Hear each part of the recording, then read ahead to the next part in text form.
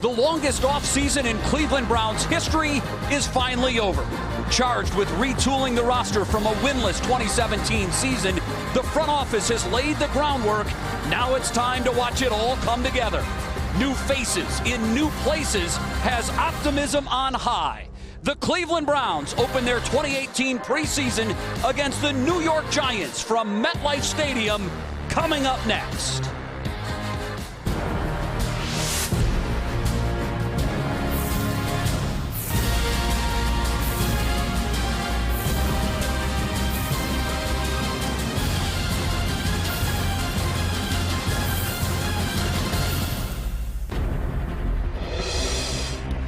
So much has changed since we last saw our Cleveland Browns 7 long months ago. The big question, has the culture changed? That certainly is a work in progress, and the team will take a big step towards that culture change here tonight in New York.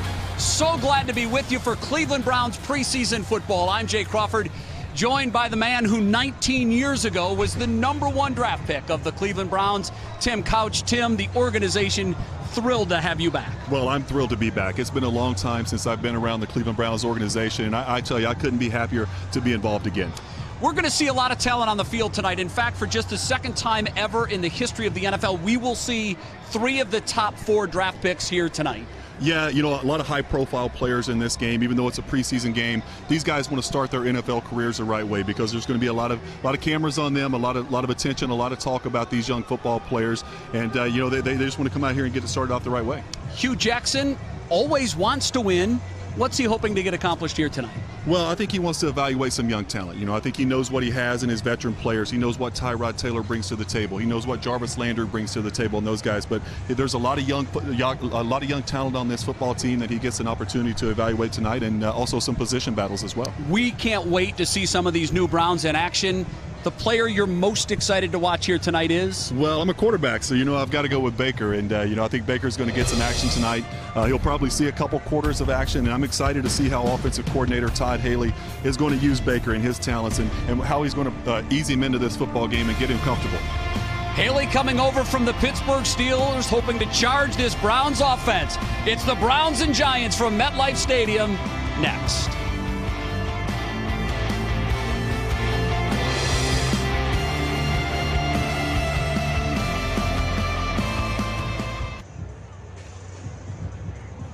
So many new pieces on this team that you guys have accumulated throughout the offseason. This is your first chance tonight to see it all come together. Yeah, no, it is. We're looking forward to it.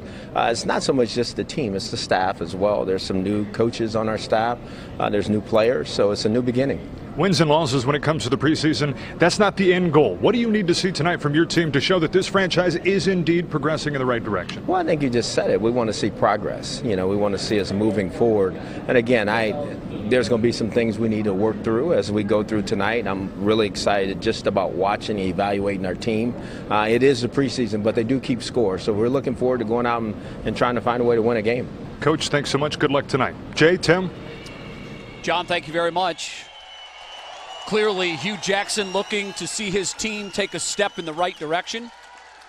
He had mentioned last night when we were talking to him that in all likelihood he would stick with his starters for the first quarter, and after that it's going to be Baker's show. Most likely we'll play Tim in the second and the third quarter of tonight's preseason game. Yeah, I think that would be ideal, you know, for Tyrod and the first team unit to come out and get off to a good start, put some points on the board, get those guys off the field, keep them healthy, and then get that second team unit on the field.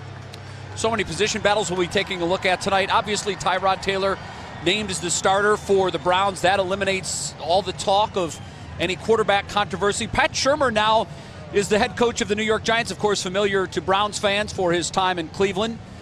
Getting another shot as the head coach of the New York Giants, and Eli Manning very anxious to put a terrible 2017 season behind him. The team won just 3 games from a year ago. He saw his 200-plus games, consecutive started streak snapped when he was benched. But this is a much different feel to this New York Giants football team here this season. Yeah, absolutely. You know, a lot of new faces on the Cleveland Browns side of the ball, but a lot of new faces for the New York Giants as well on both sides of the football. And Eli did struggle last year. He threw a lot of interceptions. He got hit a lot, and as you said, Jay, he got benched and ended his streak. But you know, he's looking to bounce back and use some of these new weapons that he has this season. Won the toss. Cleveland has won the toss and elected to defer. So we'll see the Browns New York defense will receive in this direction. on the field to start the game. Cleveland winning the toss, deferring for the second half. Eli Manning probably won't see a ton of playing time here tonight, Tim, with a veteran like Eli, a future Hall of Famer. Pat knows what he can do. It'd be good to see him perhaps depending on how that first drive goes, maybe a drive or two. You're not going to see him for long. No, you're not going to see him for long. And I think, you know, Eli's in a new system this year under Pat Shurmur, so you just want to get him a few reps, get him out there, get some live game action, and then get him off the field. So the 2018 preseason just moments away now. We know about the Browns, winless last year, 0-16. The Giants just 3-13. So a couple of teams that cannot get started soon enough. That's a long off season when you're not winning.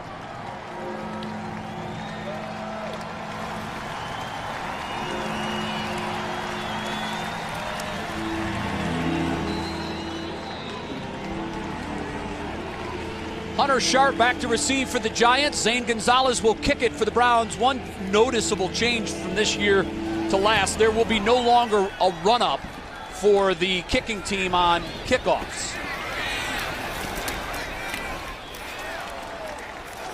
Sharp decides to take it out of the end zone, and a nice special teams play.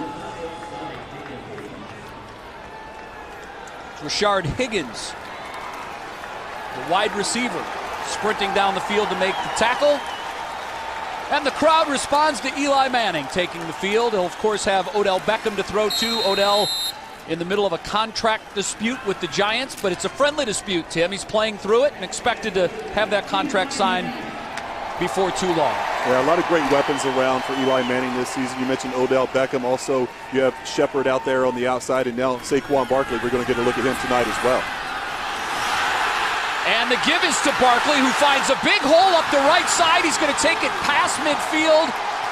And the Giants faithful here have to love that. The very first play of the preseason, and it's the number 2 overall draft pick, busting one for 30-plus yards. Well, that's exactly what Giants fans want to see right there. The Cleveland Browns defensive line just kind of gets washed down, and Saquon has great vision and great ability to bounce it to the outside. 39-yard pickup for Saquon Barkley. We saw him do that so often at Penn State.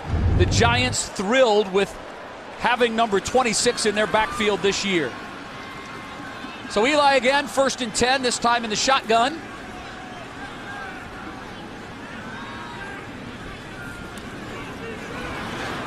And wants to throw, swings it out to the flats, completes it. Joe Schobert on the tackle.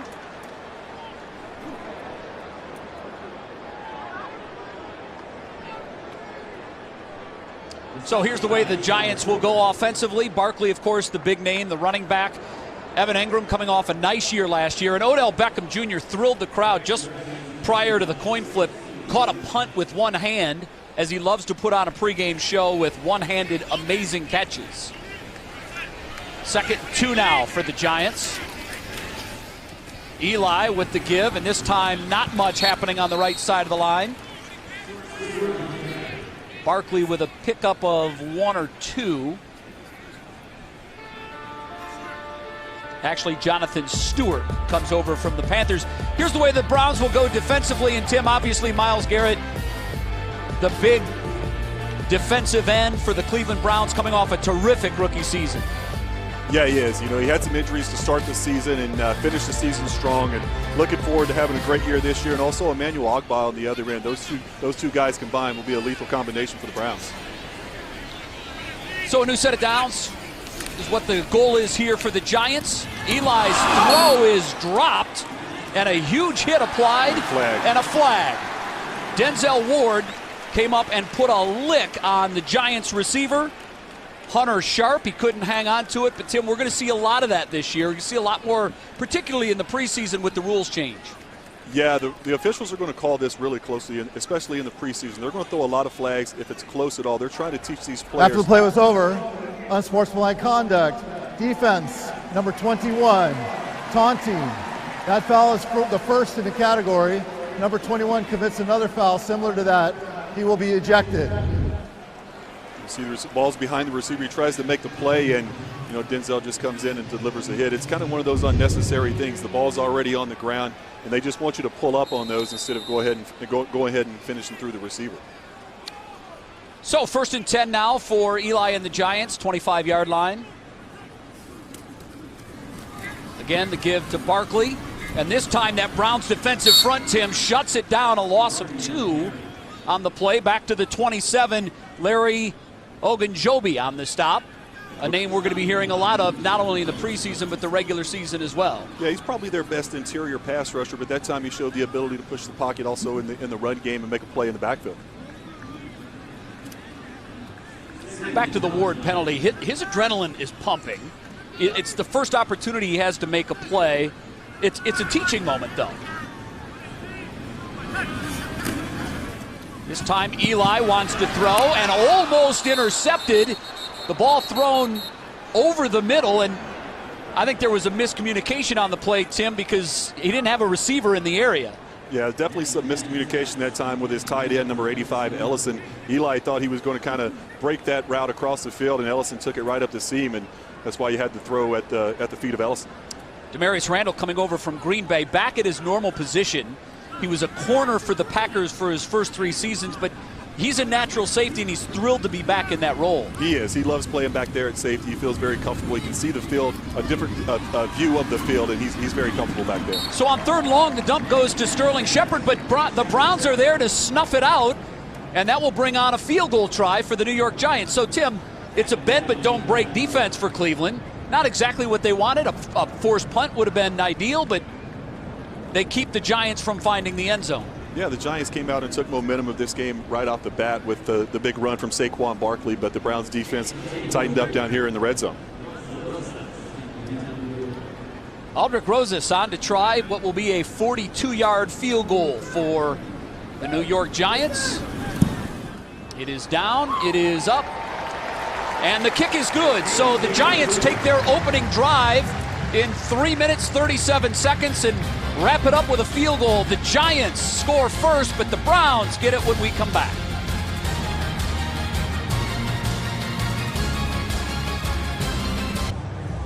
"3-0 Giants." Let's send it down to our sideline crew now for the preseason games this year. We're thrilled to have Dustin Fox and Bernie Kosar along. Hello, guys. What's up, boys? We're down here on the sidelines, and before we get the offense on the field, Bernie caught up with Tyrod and Jarvis Landry, the 2 new additions to the squad. Bernie, you had a message for him.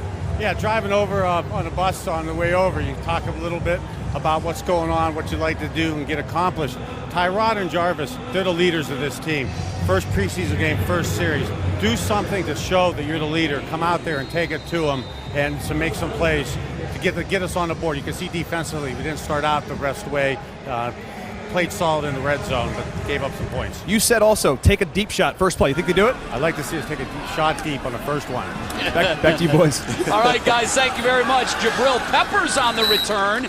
Makes a nice move and gets it up to the 29-yard line. So the Browns offense, led by Tyrod Taylor, will go into business 1st and 10 at the 29. Do you think we see a deep shot on the first play? Well, if Bernie's the offensive coordinator, we definitely are. I like your style, Bernie. I would like to see that too. But Tyrod's a guy that John Dorsey went out and handpicked as his veteran quarterback to lead this team. And Tyrod has proven that he can take a football team to the playoffs as he did last year with Buffalo. And he's been a great leader and been as advertised so far in training camp. Well, you see Tyrod's numbers there. 19 career interceptions last season. The Browns quarterbacks threw 28 for a season. Deep ball throw down the middle, and it is completed to who else but Jarvis Landry. Bernie Kosar, you have a future as an offensive coordinator. A great call, Bernie. A great throw and catch by Tyrod Taylor and Jarvis Landry. You see the one-on-one action. It's actually really good coverage, but a great throw to the back shoulder. Jarvis makes an adjustment on the football as he's been doing all of training camp. He's made a ton of these type of plays, and he's just continuing where he picked off in camp. Well, 31 yards on the completion. There was a flag on the play, and the officials are huddling now to discuss, but it could likely, based on that, that could be a taunt. Yeah, it could be. Let's see here what the officials are discussing. After the play was over, taunting, number 80 of the offense. 15-yard penalty from the end of the run. First down. That penalty is the first in the category. If 80 does the same penalty in that same category, he also will be ejected. All right, Tim, so getting the emotions in check might be a good idea. Look, we know these guys come out of training camp and they're so amped up to hit somebody with a different colored jersey, but here in the first series for the Browns offensively, we saw it in the first series for the Browns defensively, a couple of taunting penalties. So Tyrod again, 1st and 10, back to throw, finds again Landry over the middle, a pickup of about 5 yards.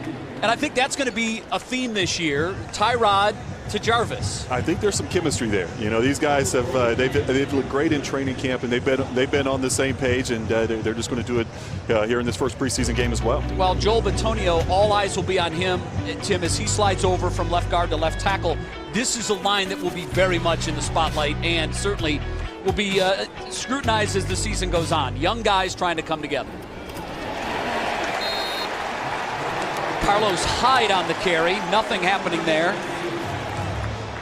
Landon Collins breaking through to make the tackle, so that'll bring up a 3rd down for Tyrod Taylor and the Browns. What did you see on that play, Tim? Well, Landon Collins is a very physical safety. He plays down in the box quite a bit. He's a guy who had 104 tackles last season, and that time he just came off the edge and he was unaccounted for. So 3rd and 7 for Tyrod and the Browns. Duke Johnson split out as a wide receiver. Tyrod to throw. Makes a nice move to buy some time, but will not be enough to get to a 1st down. Sliding down at the 49-yard line. And that'll bring up a 4th and 5, and the punt unit comes onto the field. Yeah, good smart play that time by Tyrod. There was absolutely nothing open down the field, and you know, last year we saw a lot of Browns quarterbacks forcing throws down the field and throwing interceptions, but that time Tyrod just tucked it and got all he could, and sometimes you just, you know, a punt's not a bad play. Britton Colquitt on to punt for the Browns. Hunter Sharp back to receive. And he calls for a fair catch, and the Giants will start their 2nd possession on the 10-yard line. The Browns can't get points in their 1st possession. 3-0 Giants when we come back. So the Browns will go on defense for the 2nd time here in the 1st quarter. Giants getting a field goal on their 1st possession. Browns Give Back is the team's unified community platform, which is committed to education, youth football, and the 1st and 10 volunteering movement. The Haslam family and the Browns players, coaches, and front office are dedicated to having a positive impact on Northeast Ohio. Their goal, along with winning, is take exceptional care of Browns fans. So the Giants set to go on offense for the 2nd time. Again, Saquon Barkley up the middle for a pickup of a few. That'll bring up 2nd down and 7. Jabril Peppers, and Jamie Collins in on the tackle. And Tim, one of the things that we're excited to watch here tonight and throughout the preseason is how this linebacking core comes together. They are very deep. Michael Kendrick's coming over from the Eagles, and we're not sure how he's going to fit into this core yet. Yeah, it's a very deep group of linebackers, a lot of talent on the field, a lot of speed, and a lot of playmaking ability at that position. Eli this time pitching it to Barkley, who dances to the left side, but terrific pursuit by the Browns defense, forcing him backwards for a loss of a yard. That was actually Jonathan Stewart on the pitch. But a great job, Tim, by the Browns defense. Yeah, they just continue to string this sweep play out to the outside, force it to the boundary, and a great job that time by Mitchell, the cornerback, number 39, of turning Saquon back in to the pursuit inside. Myles Garrett also in on that tackle. Myles poised to have a terrific 2nd season, had such a good year last year, 7 sacks in only 11 games, poised for another good season here in year number 2. 3rd down, let's call it 8. And I think Myles might have got off just a little bit too early on the right side. He ends up getting to Eli, but Laundry on the field will give the Giants 5 yards and a new shot at 3rd down. Offside. Defense, number 95. 5-yard penalty, 3rd down. See Myles Garrett here at the bottom of the screen, just barely offsides. It wasn't by much, but look at the speed and the ability to dip that shoulder and get around the edge. A great play by Myles, other than the just offsides by a fraction. 3 penalties for 35 yards already for the Browns. We're just halfway through the first quarter, so certainly the coaching staff with plenty to work on as they go forward. Eli got a Browns defensive lineman to jump, but he got back. Manning wants to throw, finds his man, and that's going to be a first down in the flats. Nice catch by Sterling Shepard, and that'll move the sticks. Eli did a nice job that time of recognizing the Browns blitz. They brought a double A gap blitz, and he was able to go ahead and get that football out quickly into the flats. I imagine if the Giants have any kind of sustained drive here at all, that's probably all we will see of Eli Manning tonight. I would think so. I think you get him out of the game, you get Saquon out of the game, and Odell, and just get those guys off the field. Fresh set of down for the Giants. Jonathan Stewart, the lone setback. Eli on a timing route, completes it for 9 yards. The throw to Hunter Sharp, and that's Denzel Ward in coverage.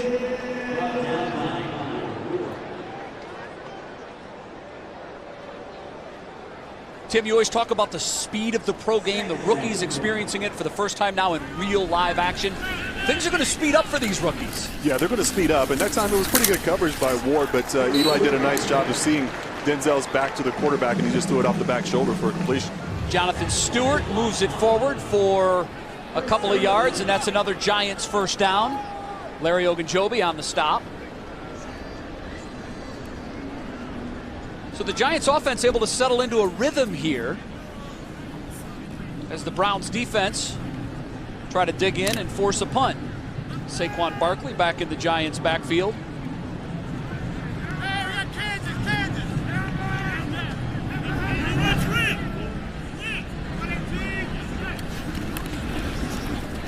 The give goes to Barkley, who kicks out to the right side. Not a whole lot there, but a nice move. Showing good patience for a rookie running back, waiting for a hole to develop and then shooting out to the right. Yeah, he's got great patience, he's got great vision, and he's got that ability to bounce it to the outside, but a nice job this time by the Browns defense. Look at the pursuit here as they get the linebacker there in the A-gap, and then a good job by Denzel of not letting Saquon get the corner on it. Jamie Collins, nice pursuit on that. Barkley checking out. Eli and the Giants now looking at a 2nd down and 7. Jonathan Stewart checking back in for the Giants.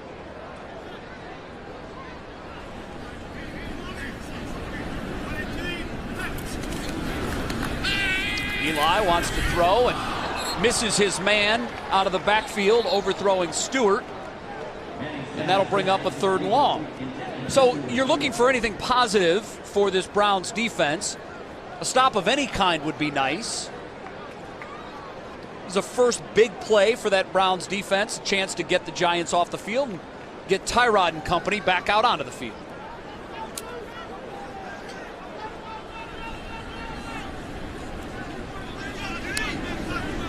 Third down and 7. Jonathan Stewart, the back end for the Giants.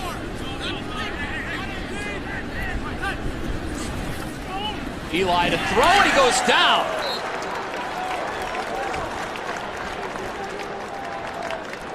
Credit Michael Kendricks for the sack. Eli wisely deciding to avoid the contact and take the sack. Live to see another down, but that's part of the excitement of this Browns defense, Tim. Again, this is a guy who last year was a starter for a Super Bowl championship team. He comes onto this Browns team, is going to have to work his way into the starting lineup. Yeah, that's what you want, is competition at each position. But, I think what we're seeing right now from the Browns defense is Greg Williams, the defensive coordinator. He's able to be more aggressive this year because he has so much, the secondary is so much more improved. He can lock those guys up in man coverage and bring a lot more blitzes than he did a year ago. That is Antonio Callaway, the much talked about rookie from Florida on the punt return, couple of yards before going out of bounds. We'll see Tyrod in the Browns offense for the 2nd time when we come back. 4 minutes left in the first quarter. The Giants scored on their first possession, and then the Browns and Giants exchanging a pair of punts. 3-0 New York as the Browns get set to go on their 2nd offensive drive. Don't forget the rest of the preseason. You'll see games 2 and 4 also here on Channel 5. Next Friday, they're home against the Buffalo Bills, 7:30. And then it's a big test against the defending Super Bowl champion Eagles. That third game, Tim, all important. The starters will get most of their work in that third game, and then the final preseason game at Detroit. So Tyrod and company back at it for the second time. Duke Johnson is the lone setback. He gets the carry for a couple of yards up the middle. Not a whole lot there.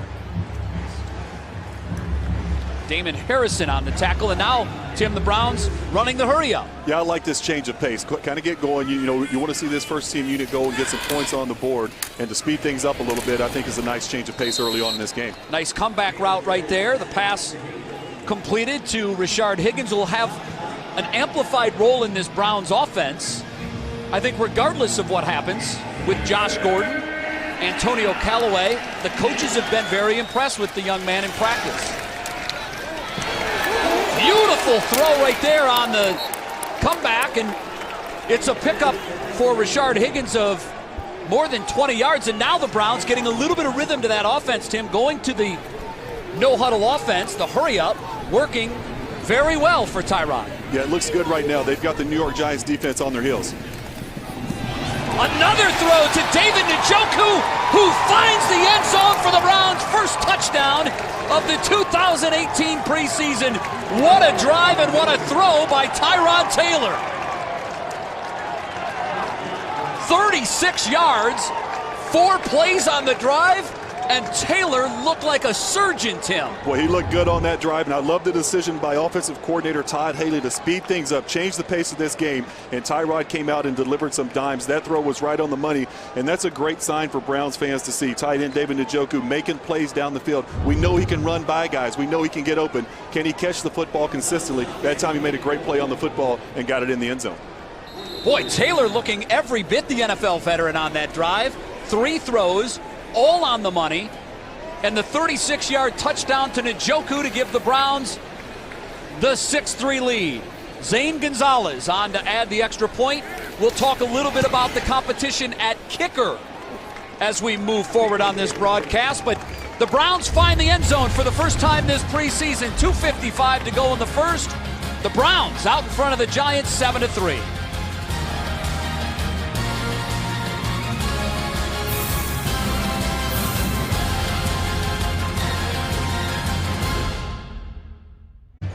(7-3) Browns, and your scoring drive brought to you by Speedway, the official convenience store of the Cleveland Browns. Tim, there wasn't a whole lot to it time-wise, just 4 plays, a quick run, and then 3 laser-like passes from Tyrod Taylor. It took him $106 to go 66 yards. Njoku caps it with the 36-yard reception. It was a beautiful drive, and Tyrod looked outstanding on that drive. The back shoulder throw down here on the sideline to Higgins was a beautiful throw. Then he comes right back with the strike on the seam to Njoku. Just an excellent drive by Tyrod in that offense. Zane Gonzalez kicks it to the end zone. That is Hunter Sharp on the return. He finds a little bit of room on the left side and finally run out of bounds about the 44-yard line.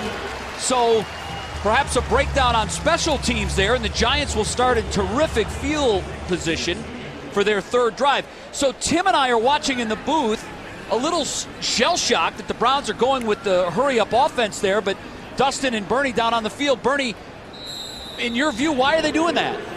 Well, Jay, I think they went to 2-minute drill because Tyrod, being a preseason game, probably going to be his last drive. We've been with a new system with Todd Haley, not really being too effective at the beginning of training camp with our 2-minute drill. So this is a really nice opportunity to catch the Giants by surprise, but really get some work on Tyrod's last series and get the 2-minute drill and get a nice positive play, and obviously it was flawless. Well, Bernie, thanks. I don't think you can look any better in a 2-minute offense. He just steals the mic.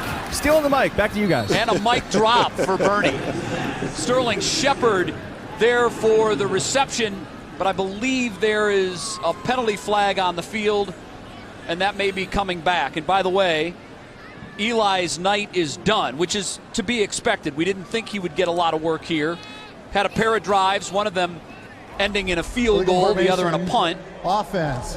The tackle was lined up uncovered at the snap. 5-yard penalty, first down. So a lot of laundry. You expect that in the preseason, right, Tim? A lot of penalties. Yeah, that's what you have in these first preseason games. You've got guys out there, and you haven't played in a while. It's the first time back out on the field since last season, and you have those little miscues like that. Guys not covering up a tackle at the end of the line of scrimmage. Davis Webb now in at quarterback, and that ball is tipped at the line and falls incomplete, and that'll bring up a 2nd and 15 for the Giants offense.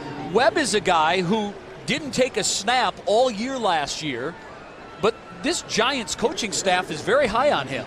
Very high, and rightfully so. I mean, he looks the part. He's 6'5", 230. He's got the prototypical size for an NFL quarterback. He's got a huge arm. All we've heard about is he's got a cannon. He can really throw the ball down the field. He played at 2 different colleges. He was at Texas Tech. He started there in that air raid system, and then he finished his career at Cal. But the Giants coaching staff are really high on this kid and what he can do on the field. 2nd down and 15 now for Webb and the Giants. And the give goes to Wayne Gallman Jr., who is now in the game at running back. Pickup of about 4 yards, and Tim, that'll give this Browns defense a chance to bring in its 3rd and long personnel, 3rd down and 11. Carl Nassib, football player, financial advisor, in on the Carl's stop. got it figured out financially, right? That may have been Hard Knocks. That may have been my favorite part of Hard Knocks. It was great. Just put your money in the bank, makes 10% a year. Loved it. So 3rd and 11 now for the Giants. The Browns spread it out defensively. Webb plenty of time to throw. Had a man in the flats, wouldn't have been enough for a 1st down anyhow. Wayne Gallman can't pull it in. And the Browns defense with a quick 3 and out. This Browns defense looks really good. Jay, other than the first play of the game when Saquon broke one and got down the sideline, they've really not given up anything. The Giants moved the ball just a little bit on that 2nd possession, but that time the Browns really looked strong on defense. Antonio Callaway back deep to receive the punt. Returned the first punt for 3 yards before being forced out of bounds.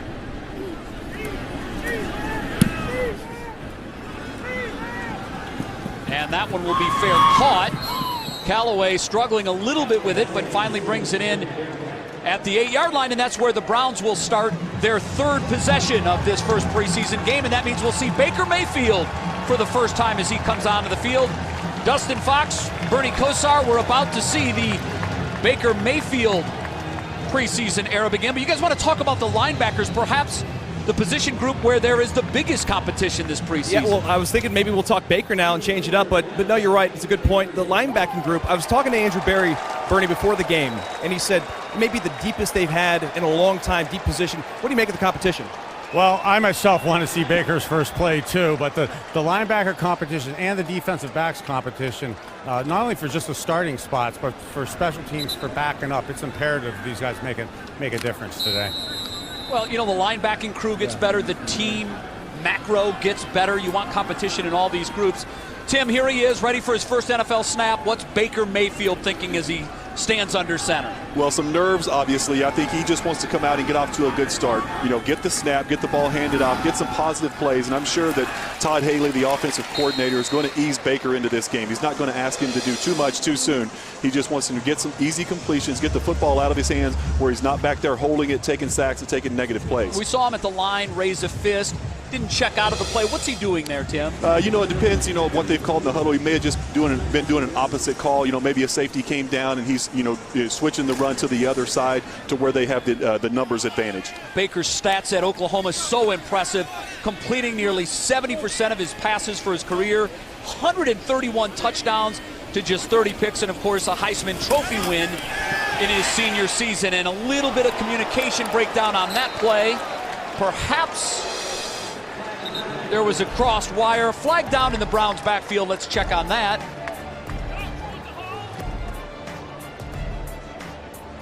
Looks like this is going to be a hold on the Browns, and it'll back them up.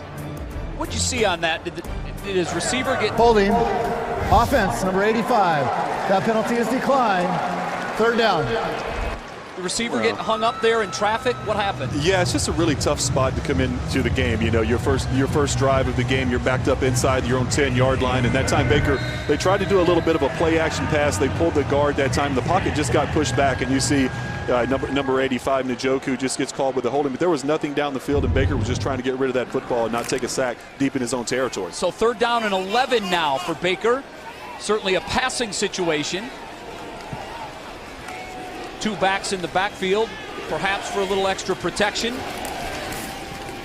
Check that. He gives to the second back, and nothing happening at all on the left side of that line. And that will bring on the Browns punt team after a 3 and out. Nick Chubb on the carry, and just really nothing there, Tim. No, nothing there on that drive, and that's not what they wanted to do in Baker's first opportunity to take the field. I'm sure they didn't want to start inside their own 10-yard line, but that's the Giants had a deep punt, and they were backed up a little bit, and really not much Baker could do on that possession. Britton Colquitt with the high punt. And the coverage was spectacular, as the Giants will take over on the 35-yard line. So David Njoku gunning down the field and making a terrific special teams tackle on that play. That's what you want to see. You want to see your starters contributing when they're out there on special teams. Njoku clearly not taking a play off. No, that was great. Obviously had the big touchdown catch earlier in the game. That time contributed on special teams. Like you said, Jay, it's exactly what you want out of your starters. So Davis Webb back in at quarterback. Gallman is the receiver, now split out wide to the right. Just 4 seconds left in the first quarter, so this is the last play of the opening quarter. That ball almost intercepted. The throw to the flat was knocked to the ground. Nice play there. Rhett Ellison, the Giants receiver, couldn't bring it in. Of the first quarter.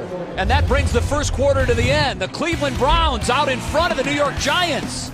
7-3 is our score, the second quarter, when we come back.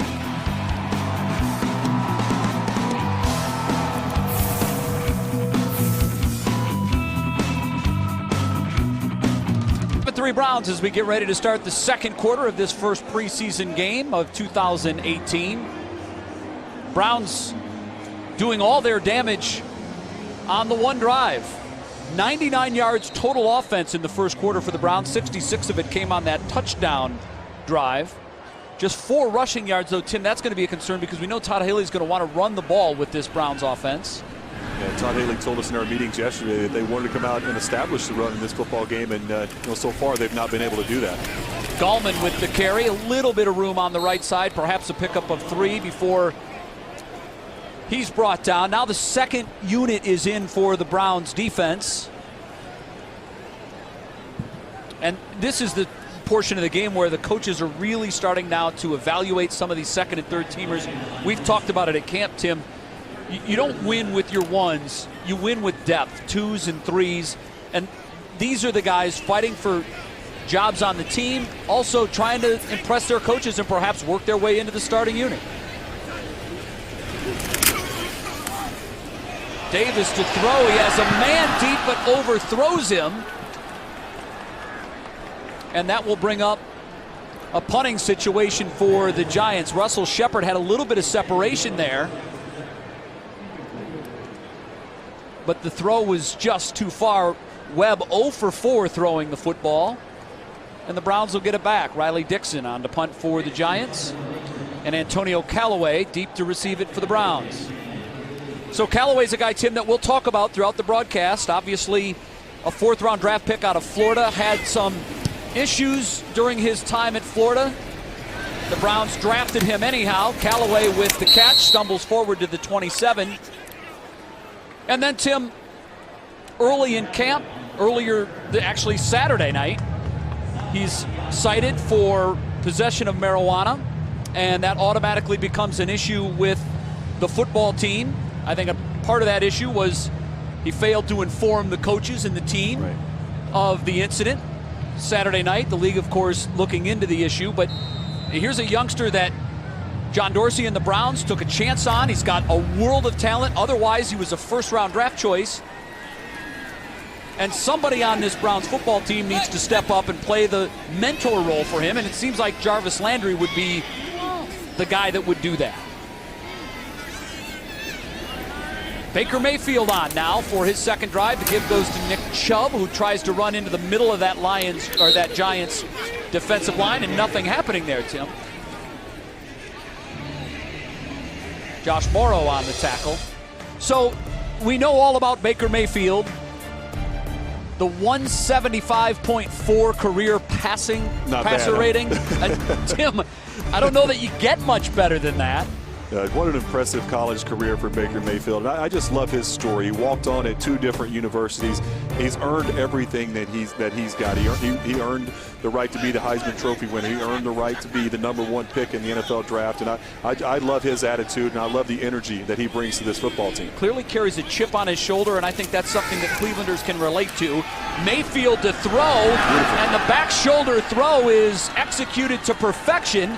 And again, it's Rashard Higgins on the big reception downfield. The Browns into Giants territory after the 26-yard hookup. And this is what we've seen at training camp all training camp long, is Baker to Higgins. These two have a great chemistry throwing the football, and that time it was really good coverage, and I think Higgins knew that Baker was going to throw that football on the back shoulder. He was expecting it, and he made a nice adjustment to the throw. Very nice looking ball from Baker Mayfield, and now the Browns with 2 backs in the backfield. Perhaps time to establish a bit of a run game, because we haven't seen much of the run offense so far, and this time the give is to Nick Chubb. Again, a couple of yards, grinding their way in the running game. Mark Herzlich on the tackle for the Giants. Yeah, it's been tough trying to move the football on the ground for the Browns. Everything that they've gotten has been through the air, with Tyrod Taylor throwing the football, especially on the drive where they went no huddle, throwing some nice balls, and now Baker getting this drive started with a deep throw down the sideline. But they really do have to get this running game established. We saw Chubb's numbers while at Georgia, just as impressive as Baker's numbers at Oklahoma. So second down now. Baker with the quick throw in and out of the hands of Antonio Callaway. That's a ball you got to catch, Tim.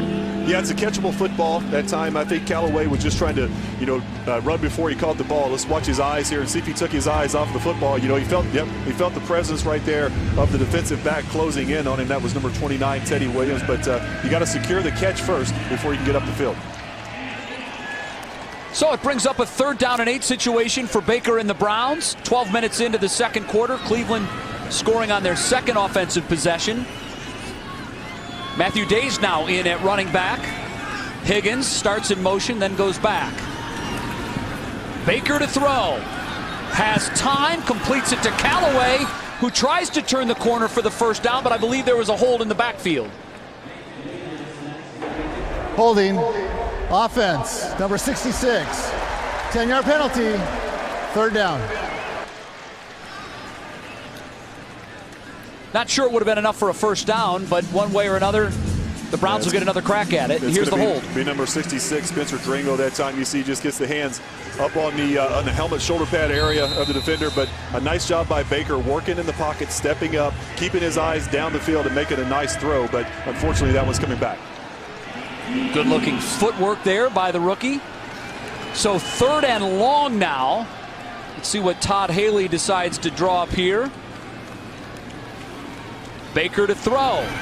Eludes the first rusher and finds wide open over the middle C.J. Board for the catch, and that's going to be close to a Browns first down. 3rd and 18 that time, and Baker does a nice job of buying time in the pocket. Watch his footwork, eyes down the field, stepping up. He got a little bit of pressure there, and one of his offensive linemen in his face. That's why the throw came up just a little short. He couldn't really stride into that football. But anyway, an excellent job of Baker of hanging tough in the pocket, making a big-time throw down the field for a big first down conversion. Just a terrific job to move up into the pocket, buy that extra second, and then find the open man. So the sticks move. 1st and 10 now on the Giants' 31-yard line. Nick Chubb in the Browns backfield, picks up a block, deep throw to Callaway off his hands near the end zone. Antonio Callaway almost making a circus catch. He's that Austin Corbett. Nice looking ball here, just a little out of the reach of Antonio Callaway. B.J. Webb in coverage for the Giants. Tim, that's a ball that he's caught throughout training camp. I know he's had 2 thrown his way that he's dropped here on this drive, but it's a youngster with terrific hands that will make some terrific catches throughout the season. So 2nd down and 10 now. The give to Chubb, who finds a little bit of room on the right side of that Giants defensive front. Dustin Fox, what are you seeing down low? What's up, boys? A couple things to keep an eye on here. Number one, Austin Corbett is still in there with the twos with Baker Mayfield. Coach Hugh Jackson said yesterday the depth on the line is a concern, so they want to make sure Baker's protected here with the twos. Byrne, what are you seeing out of Baker so far? Well, Tim astutely pointed out he's looking fantastic with his presence in the pocket, the 3rd and 18th throw to keep his head downfield like that. I think he wants that fade throw back to Antonio Callaway. The route wasn't the best, and the speed took him out of bounds on it. So 3rd down and 6. Baker with time makes a nice move now, rolls to his left. He's going to try to keep it and run for the 1st down, and he does just that. And Tim, this is just one aspect of the youngster's game. Nothing happening downfield. He alertly tucks the ball and picks up the 1st down. I love it. Heck of a play this time by Baker Mayfield. Looking down the field, I love how he's hanging in the pocket. He's trying to throw the football first. It's not there, and that time he gets the corner, shows his speed, and has the presence of mind to know where the 1st down marker is, and get that football across the pylon for a 1st down. Nice looking play. The Browns move the sticks again. 1st down and 10 from the 21-yard line now. Baker settling in, looking good at the helm for the Browns. The give to Chubb. And again, nothing really there. And Tim, I'm sure that this is something that we'll see the Browns continue to work on throughout preseason. The offensive line, of course, a lot of attention being paid to that unit. Bitonio moving from left guard to left tackle. It's going to be a work in progress, this offensive line in the run game for sure. But this is something that Todd Haley wants to be able to establish as the offensive coordinator of the Browns. Yeah, I think you have to, especially with this group of running backs with Duke Johnson, Nick Chubb, Carlos Hyde. All these guys can do something special with the football in their hands, and I think you have to start establishing this run. It also is going to help your quarterbacks out in the play action passing game. Mayfield with a throw off of his back foot. Typically not something you want to do. It ended up being short, and that will bring up a 3rd down. Yeah, pressure in Baker's face that time. They're starting to get to him just a little bit. He's doing a good job of hanging in, but the pressure right in his face, he couldn't really step into that throw once again. That's why the football came up a little bit short. Yeah, A.J. Francis comes bearing down on you, and a wise decision for Baker to get rid of the football, live to see another down. 3rd down and 9 now. And at this point, you don't want to take points off the board. You're in field goal range. Don't press it here. Try to pick up the 1st down, but don't press. And the give to Chubb. Actually, that was Matthew Days, who's in the game now at running back. But that's not going to be enough for a Browns 1st down. Looks like the Browns are going to go for this. I think they had in mind that they were going to go for this no matter what if they didn't get the 1st down. That's why they tried to slide the little draw play in to make it a 4th and manageable situation. So Todd Haley will keep his offense on the field. 4th down and 2 now. Baker setting up in the shotgun.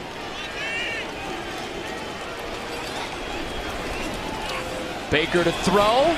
Scrambles to the right. He's going to have it up for the 1st down. And out of bounds at the 7-yard line. So Baker Mayfield doing a little bit of everything on this drive. Dustin is doing everything you want in a rookie quarterback. Yeah, love the wheels. Love him knowing where the 1st down is at, getting out of bounds and picking up that 1st down. Bernie said something to me a moment ago, guys, about the pressure for Baker. And Bernie, you said he doesn't like A-gap pressure. Why? Well, most of us quarterbacks don't like pressure up the middle. You can see now the Giants are pressing the pocket, collapsing it. Baker now likes to step up with his head down the field. That's forcing him outside. That time he made a nice job not throwing the ball into traffic and running to get the 1st down on 4th. Chubb hit and wrapped up in the Browns backfield. That'll be a loss of a few yards.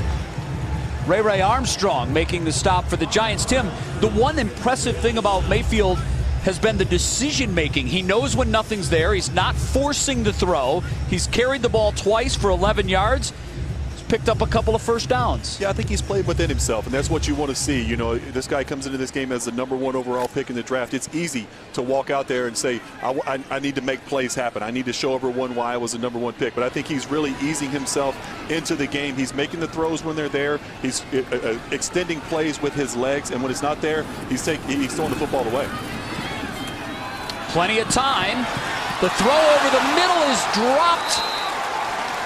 They caught it. Or it's caught. David Njoku with his second touchdown of the night. So Baker Mayfield caps a drive for a touchdown for Cleveland, and Njoku has both touchdown catches for the Browns. And Tim, they're going to go for 2. You got to love it.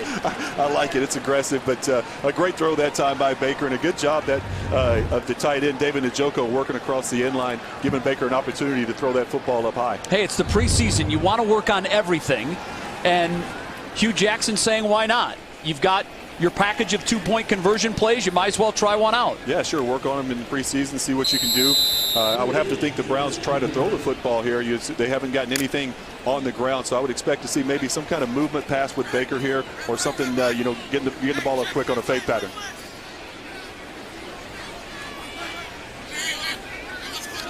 So Baker and the Browns to go for 2 now. Quick drop and throw over the middle, and that one is also dropped by Antonio Callaway. But Tim, let's go back to the touchdown and the throw from Mayfield to Njoku in the back of the end zone. That's how you do it, young man. The first of many for Baker Mayfield.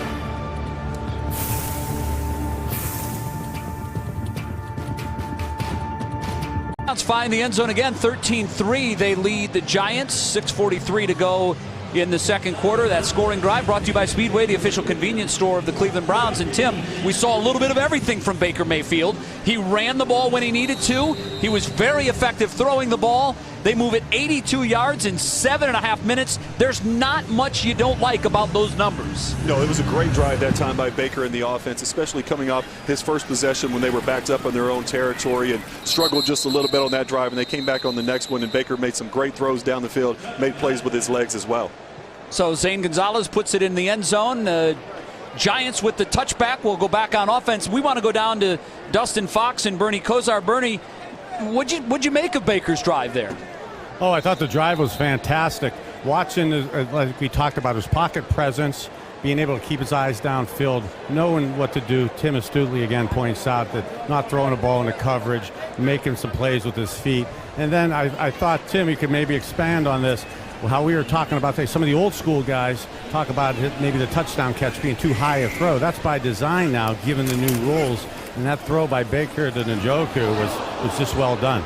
Yeah, I think you're exactly right on that, Bernie. We were talking about the helmet rule and how they're not allowing guys to go and just drill guys. In the old days of the NFL, you saw guys go across the middle. They would get extended, and the safety would just come over and blow them up. Well, now receivers are fearless coming across the middle because you really can't hit them. You're not going to take that big punishing shot, and I think that's why you see Baker throw that football up high to Njoku, and Njoku just goes up and make a great play for Baker in the back of the end zone. 3 for 6, 57 yards for Baker on that scoring drive. He ran it 2 times for 11 yards, but both of his rushes were for first downs. He just seems to be making the right decisions with the ball in his hands. That ball is tipped. Dangerous ball, but it falls to the turf as the Giants now will be faced with a 3rd and 10. Hunter Sharp can't bring it in. Jabril Peppers was thinking pick 6. Davis Webb struggling a little bit. They wanted to get him in this football game, get him a lot of action. Like you said earlier, Jay, he didn't throw a pass last year, but he's a very talented guy. They wanted to see what he can do out here on the field. But that time, the Browns do a nice job getting a hand on that football, and there was not going to be much there anyway. The Browns secondary was breaking on that little swing pass as well. Webb to throw on 3rd and 10, has his man over the middle, and that's going to be enough for a first down. Wayne Gallman Jr. with the catch and moves it past the first down marker, so the Giants will continue the drive. And now, Tim, they go to the hurry up. Yeah, a little change of pace here. They really haven't gotten anything going other than on that first drive where Eli went down and they got a field goal on that drive, so they're going to try and pick up the pace a little. This time, the ball to Gallman over the middle again. Pickup of about 15 yards into Browns territory. Jabril Peppers with the big hit on the stop. So the Browns defense now back on their heels a little bit as the Giants this time will huddle up. Webb doing a nice job just checking the football down. The Browns are playing coverage. He's just taking the underneath throw, but the Browns are doing a good job rallying. You see the big hit at the end that time by Jabril Peppers. Peppers, the move from free safety to strong safety where he feels much more comfortable this year. Webb to throw. That one's knocked down at the line. That'll bring up a second down for the New York Giants. Tim, good push by the Browns defensive front. Yeah, there's just nothing down the field for Davis Webb to throw to. You know, the Browns secondary is doing a good job covering up his receivers. That's why you see Davis Webb trying to get to his check down almost every play now.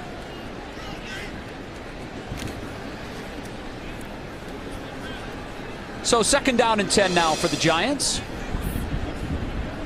Davis Webb in at quarterback. Eli played just the 2 drives and he was done. Nothing happening there. Somehow Webb avoids the sack and is finally brought down out of bounds, but there's a flag on the play. Tim, I don't know how he escaped the sack. He did a good job staying up and fighting for everything he could get on that one for sure.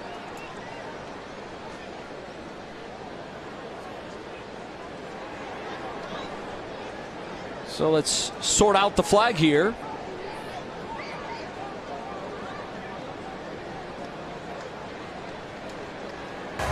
Illegal use of the hands. Defense number 41. 5-yard penalty from the previous spot. Automatic. First down. So Mike Jordan called for the illegal use of hands on the defense. That'll move the chains for the Giants.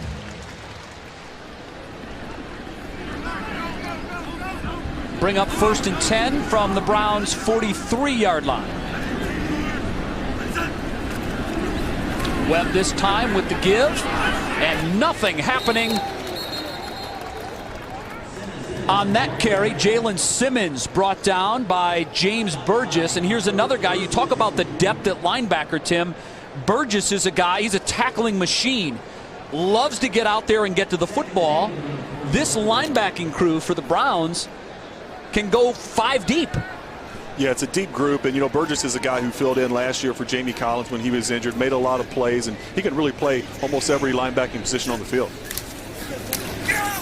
Webb to throw under pressure and gets rid of it, and all kinds of Browns in the backfield. James Burgess was heading hard towards the quarterback on that play, and that Browns defense now starting to apply some pressure. And that's what Greg Williams likes to do. Oh, he loves it. He's an aggressive defensive coordinator. He's starting to dial up the pressure. The pass rush is getting home. Davis Webb is retreating and on his heels on most of these throws. And the secondary, once again, is doing a great job down the field. There's just nowhere for Webb to get the football to. So Blake Williams, yeah, he's rubbing his hands because he's loving the piece of clay he's been given to mold into some terrific linebackers this season. 3rd down and 12, and that defense is flying around now. Wayne Gallman is stuck early for a loss on the play. Deron Smith with the tackle. Yeah, great play by Smith. You know, you have to expect that. The Giants, you've been getting pressure on their quarterback. What do you come back with? A screen. They dump it over the pressure, but a great job of rallying and make a play by Smith on that play.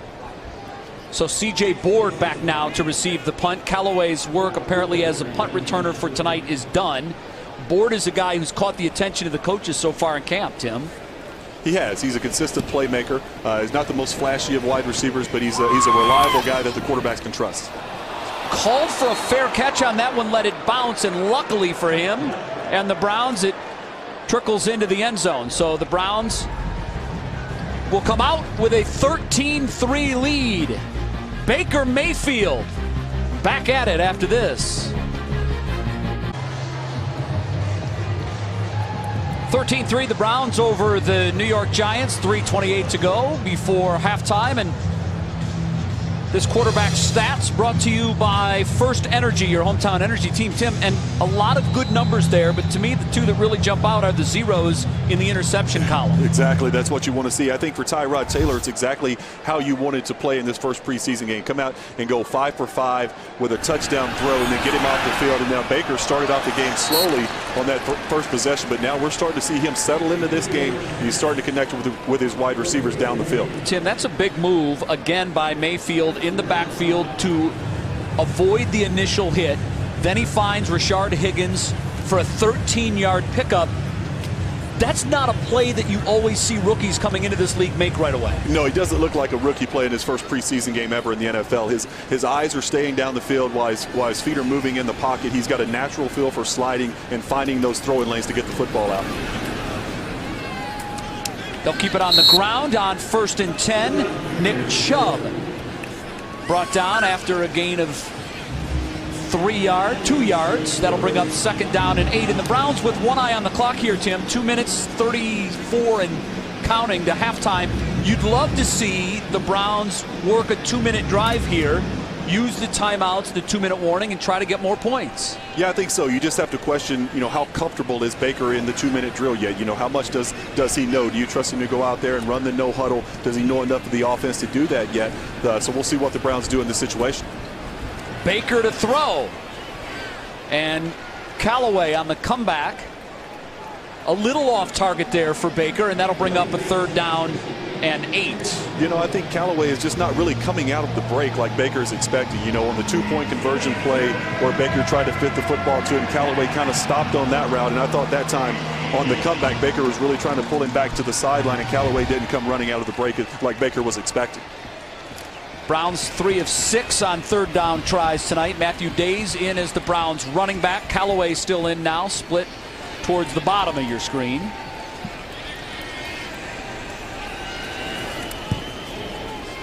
Baker to throw.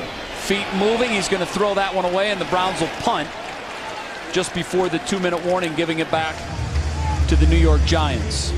Well, I love the decision that time by Baker. There was nothing down the field. The pocket is starting to collapse on him. There's no intentional grounding as the quarterback was out of the pocket. 4th down. And good awareness by Baker, knowing he was outside of the pocket where he can throw that football away. But, this is the opportunity. This is the part on the field where you can't get a turnover, especially here before the half. And so Baker's just going to throw that football away and punt and live to play another day. So Britton Colquitt on for the punt.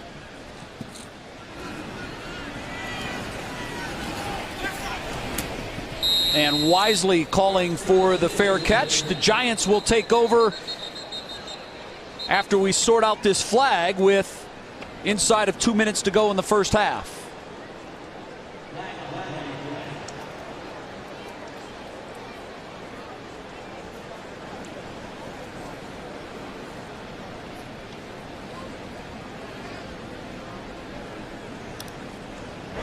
During the kick, holding. Receiving team number 33. Penalty will be enforced from the end of the kick, 10 yards, 1st down, and this is the 2-minute warning. And with that, we'll step aside. 2 minutes to go in the first half. Cleveland leading the Giants 13-3.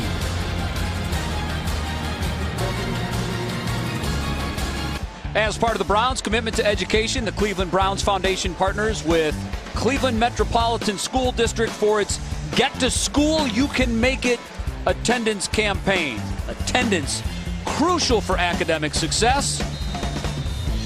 One research project after another shows that students who miss 10 days are linked to lower academic performance. Get them to school, incentivizing good attendance while removing barriers that impact students' ability to get to school. The Giants trying to make something happen inside of 2 minutes, and that ball sails high and out of bounds. So the Giants, once Eli came out of the game, have struggled mightily to move the football, particularly Davis Webb throwing it. Tim, he hasn't looked good at all. He's really struggling right now, but there's really nowhere to throw the football. This Browns secondary is doing a great job of covering up these Giants wide receivers. Now, here in this situation, you see the Browns safeties playing really deep, kind of a prevent look, going to force Davis to throw the football underneath. And that's going to miss its intended target. Roger Lewis, the Bowling Green product, can't connect on that one. That'll bring up 3rd down. And Tim, this is the point in the game where if you're the Browns, you're thinking, let's give Baker another shot to try to make something happen inside of 2 minutes. With 1:45 to go, a stop here, and they'll get another crack at it. Yeah, sure. You got 1:45. You have 3 timeouts left. The defense get off the field here, and you get an opportunity to get good field position to give Baker a chance to run the 2-minute drill. Off the hands of the intended receiver, Jarrell Adams, and almost picked by the Browns defensive back on the play, but now the Giants will give it back to the Browns. Webb, the football's starting to sell on Webb. That time an easy throw right there. He had it right over the middle to his tight end, and the football is just starting to sell. I think that could be a little bit. He's starting to feel the pressure the Browns have been getting on him. He's not stepping into his throw. He's kind of sitting back on that back foot, and the ball's starting to sell. That had to look like a beach ball to Derek Kindred, but couldn't haul it in. The Browns now back to receive is C.J. Board. He backpedals to the 38-yard line, is hit and dropped at the 40. And that's where the Browns will take over when we come back. $1:30 to go before the first half. Cleveland leading New York 13-3. Jay Crawford, Tim Couch, Dustin Fox, Bernie Kosar with the Browns preseason game number 1. The iconic brown helmet. Tim Couch looks slightly different right now. What's going on? Well, Hugh Jackson's going to make these guys earn it. You know, I think he took the stripe off of the helmet, and he told these guys, look, you're going to have to earn the stripe. And, you know, I think that kind of motivates these guys to go out and know that, you know, they're not going to be given anything, that Hugh wants to go out, and even if you're a veteran player on this football team and you've made plays in the past, what have you done this year to earn your stripes? And, you know, I like that. I think it's good for the players. I think it's a little bit of motivation for them as well. And, you know, you got to earn those stripes. And some have been earned tonight. It's been a mix, which is what you expect in preseason game number 1. On the positive, you've had a couple of nice throws from Tyrod Taylor and Baker Mayfield to David Njoku for a pair of touchdowns, but you've had some penalties that they would certainly like to have back. Antonio Callaway's had a couple of drops. And also, Tim, the run game averaging just over 2 yards a pop.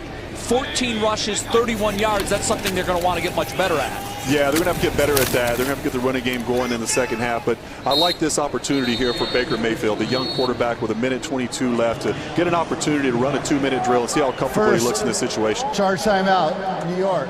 So interesting. 30-second timeout. When the Giants see the Browns run the ball, the Giants quickly call timeout, perhaps hoping that they can get the ball back and try to work something in the 2-minute.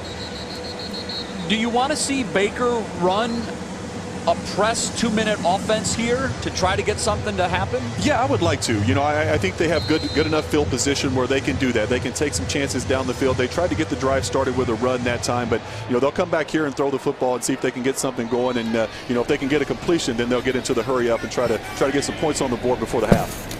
Chubb 7 yards deep in the backfield, gets the call, and that's going to move it forward about 4 yards. That'll bring up a 3rd down and 3, and the Giants will timeout, New York. Use their second timeout. I think what Todd Haley is saying right now is he doesn't want Baker to have to run this 2-minute drill. Maybe, you know, like I talked about earlier, how comfortable is he in that situation yet? Does he feel good enough to go out there and call his own plays in the 2-minute drill situation? I think Todd Haley's not going to put that type of pressure on Baker right now. They're just going to run the football and take this lead into the half. It'd be nice, too, if they could pick up a first down running the ball, particularly when the Giants seem to know that's what's coming. 3rd down and call it 3.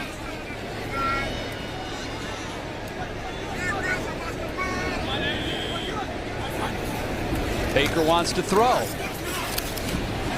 Terrific defensive play made by the Giants defensive back Teddy Williams to knock the ball away. Actually, Leonard Johnson, the Giants have 2 guys with number 29. That's a heck of a play that time, because if he undercuts that football and doesn't get a hand on it, the Browns wide receiver is down the sideline and he's still running. They were in straight man coverage across the board and there was no help over the top. And the Giants play that one to perfection. Don't even need to use their last timeout. They'll get the football back with about $1:12 before halftime. Colquitt angling this one to the sidelines. It will bounce and take a Giants bounce. Finally down at the 33-yard line. So now the Giants, Tim, have a chance to try to make something positive happen before they go to halftime. Yeah, they do. And, you know, I think for me, if they're going to run the ball on first and second down on that last possession, I think why not just go ahead and run the ball on third down, force the Giants to call their last timeout, and then punt the ball away. So you stop the clock for them there. Now they have their one timeout remaining with good field position to try to get some points on the board on this drive. So Davis Webb, who's really struggled tonight at quarterback for the Giants, in with another opportunity to try to get something going for New York's offense. Webb to throw, has a man in the flats, completed, and a nice open field tackle after the catch is made.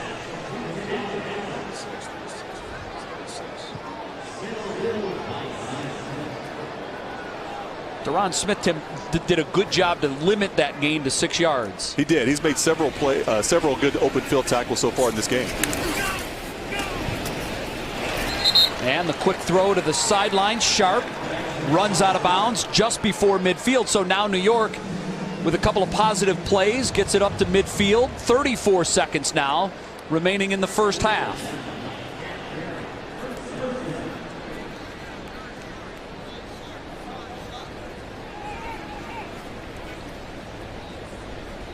Got it.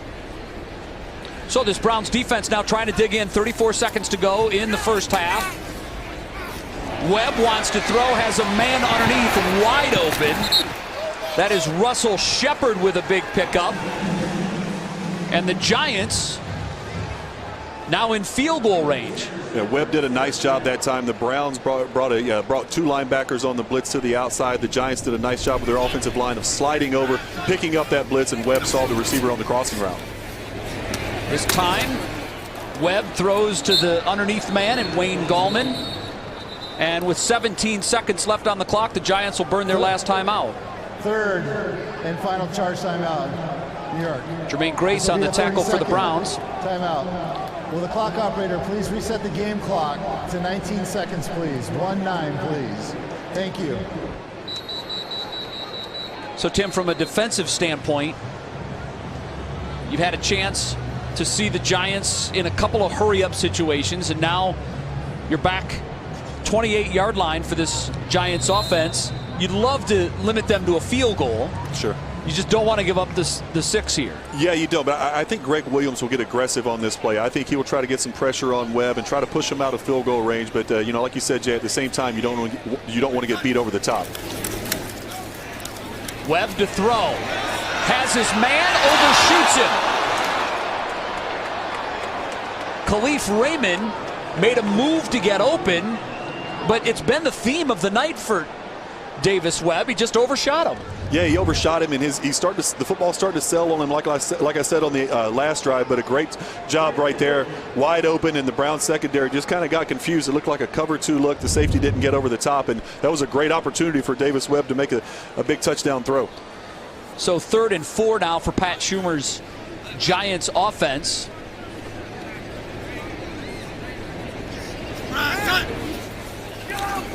They're out of timeout, so you've got to work something to the sideline, and that might have kept the Giants from scoring any points because the tackle is made, and I don't think they're going to get another playoff. Tim, they don't. So a mistake by the Giants offense after Derek Kindred does a terrific job of making the tackle, keeping the ball carrier inbounds. And they get off the field with no points. That's a big win for the Browns defense. A huge win for the Browns defense. And I think Greg Williams has to be really pleased with the way his secondary has made tackles in the open field on these Giants wide receivers. And that time, Kindred made an unbelievable play coming up, getting a big tackle and keeping the wide receiver in bounds and putting this game into halftime. 13-3, the Browns lead the Giants. Let's go down to John Doss. He's standing by with Browns head coach Hugh Jackson. John? Coach, preseason game number 1, you said you wanted to see flashes from that first team, and boy, did you. Tyrod Taylor virtually perfect in his 2 drives. No, they did. I thought they came out with some fire. Obviously, we got to get this penalty thing squared away. The league is going to really call the taunting very closely, so we got a couple of those penalties. But I like what I seen with our first offense. The first defense, we let that run come out of there on the first play. But I thought overall there were some good things done. Also, your first chance seeing your number 1 overall pick, Baker Mayfield. How did the rookie look in his 1 quarter of play? I think he did some good things. He showed poise. He's got a pocket presence about him that's kind of uncanny. So it was good. It's good to see him do those things. Coach, thanks so much. Jay, good news is we're going to get to see Baker for 1 more quarter. John, thank you very much. Yeah, Baker did some very positive things in that first half, Tim. Made a couple of key decisions, when to run, when to throw. Overall, it's been a positive debut for the quarterbacks and the Cleveland Browns. 13-3, the Browns lead the Giants at halftime. The halftime show from MetLife Stadium is coming up.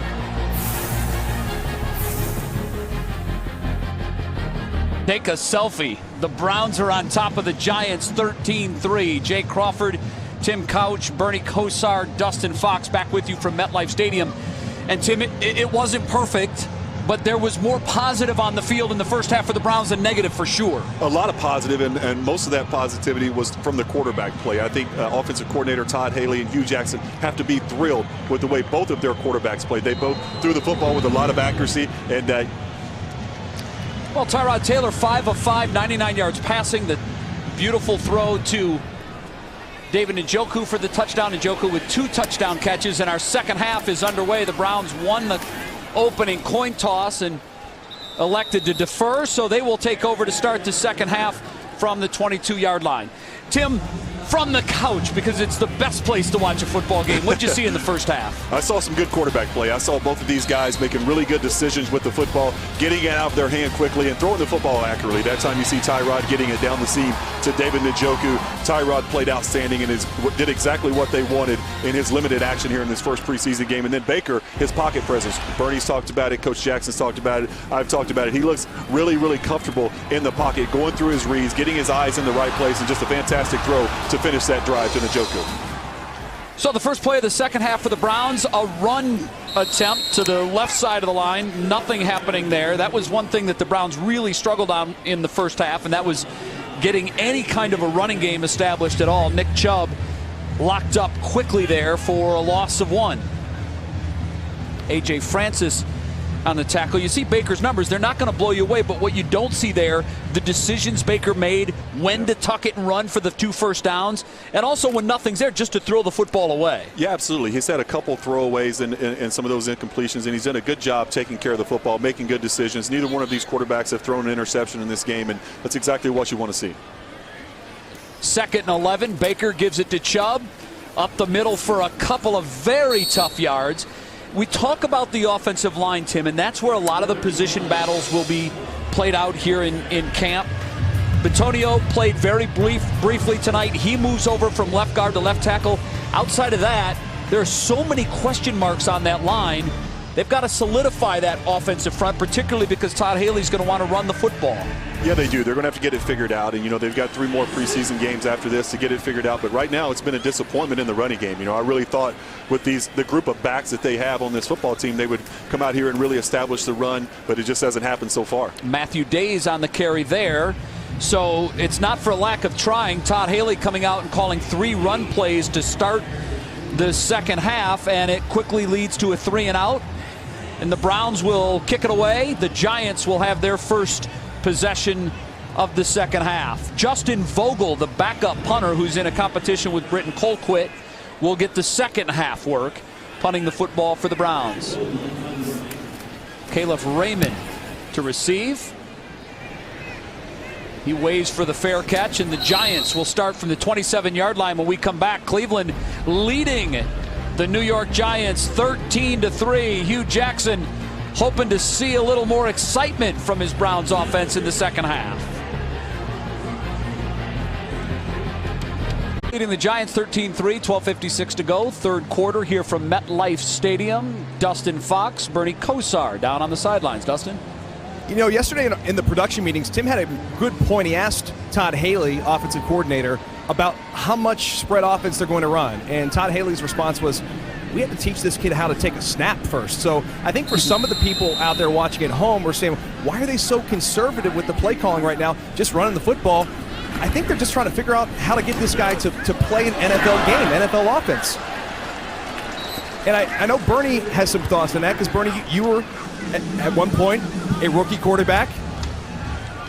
At one point, Bernie was a rookie quarterback. And Bernie, how difficult is it for someone who's never taken snaps under center to get into a game like this and actually do it? Well, it's tough if you haven't done it a lot and you get into game time.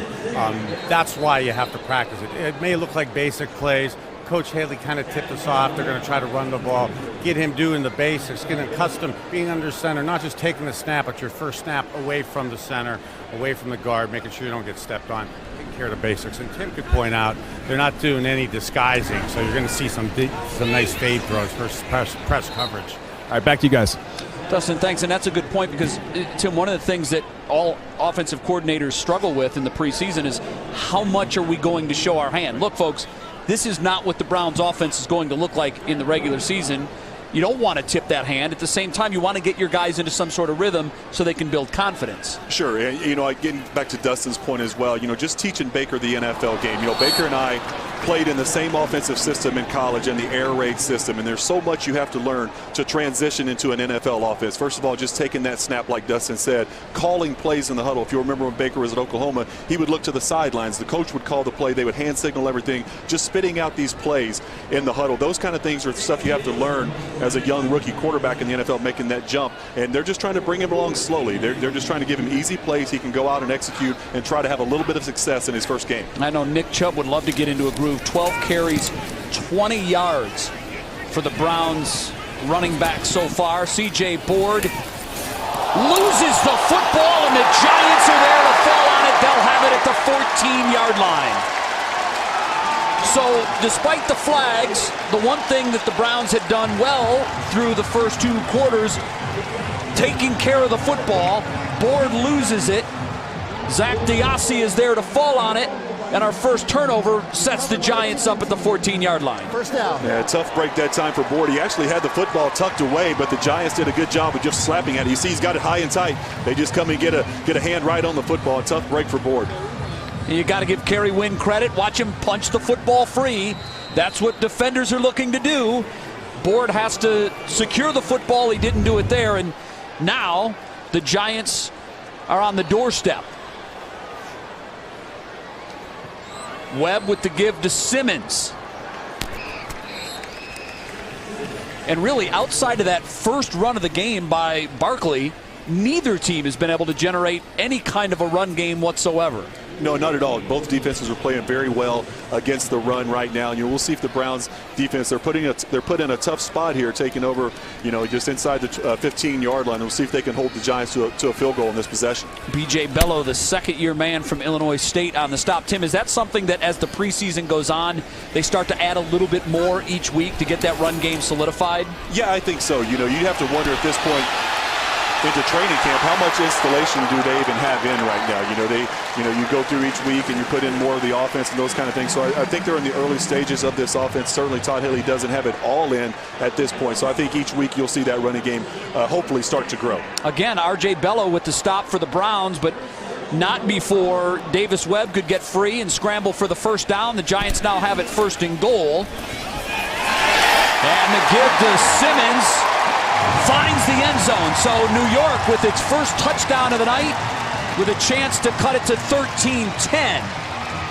A tough position to put your defense in. Special teams turnovers, especially on that area of the field, it was just tough for the defense to bounce back from. The Giants just got a hat on the hat. It was a walk-in touchdown that time for Simmons.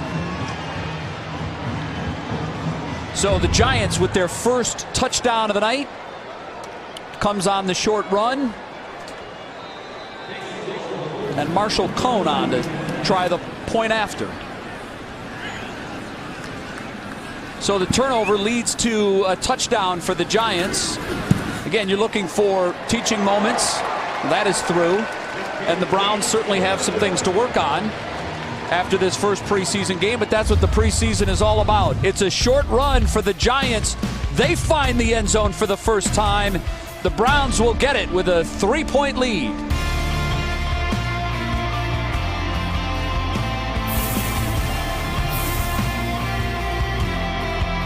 Well, that's the look of a lonely receiver. C.J. Board, he's done a lot to impress the coaches through training camp, but his fumble led to a 3-play, 14-yard Giants touchdown. Took just a minute 18, and we have a 3-point football game.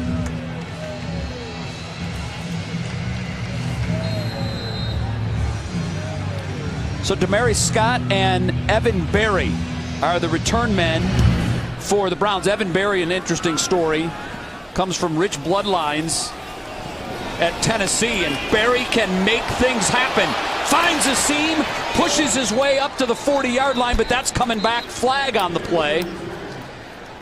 Tim, this is a young man that can make something exciting happen with the ball in his hand. Holding during the return, number 83 receiving team. 10-yard penalty from the spot of the foul. First down.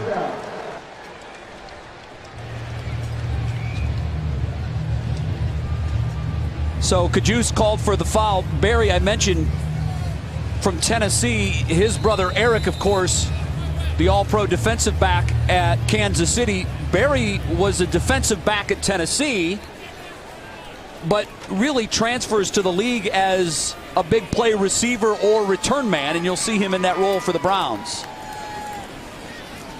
Mayfield, the quick give to Chubb, who is stuck and dropped.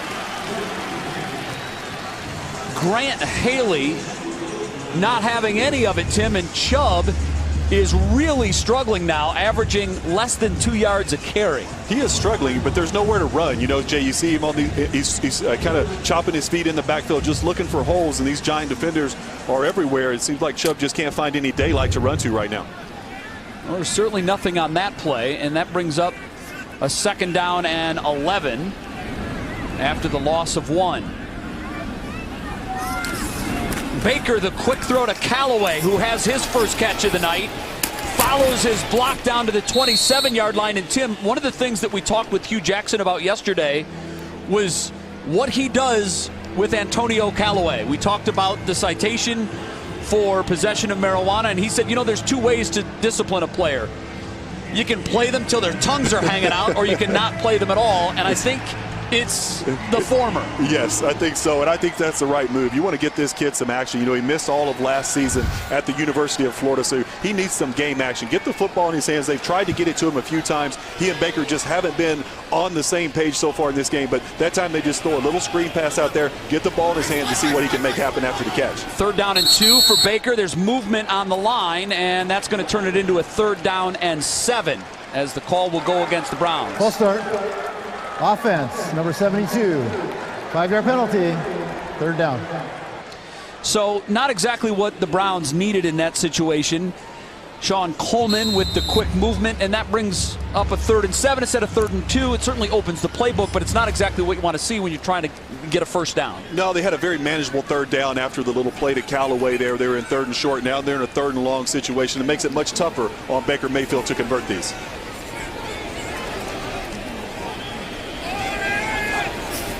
Baker from the shotgun, rolls to his right, throws downfield. Callaway does a nice job coming back to catch the football, and now they're calling it no catch. Oh, man, I want to see this, but regardless, what a play by Baker Mayfield and Antonio Callaway. Baker, just to get the football down there and give Callaway an opportunity to catch the football, rolling to the sideline, really tough to get a lot of velocity on the throw. Rolling on the field is an incomplete pass. Oh, I don't know, Jay. I think he got it. Yeah, I think he got it. It looks like he had possession with both feet inbounds. Let's see here if the ball's moving at all. No. It looks like he caught it clean and had both feet on the ground. I think they'll take a look at that one. I think that will be overturned, although the Browns punt team is coming out on the field now. Well, Hugh is right there. I think he's going to challenge. Cleveland is challenging. Yeah, there you go. The ruling on the field of an incomplete pass. Tim, that gives us a chance to talk about one of the big rule changes. There's 2. One is obviously the helmet for tacklers, and we'll get to that in a little bit. But the big change is on the catch rule. If you asked 100 football fans what constitutes a catch, you'll get 100 different answers. But we're going to talk about the change to that rule on the other side of this commercial break. But by the new rule, Tim, it looked like a catch to me. We'll sort it out when we come back.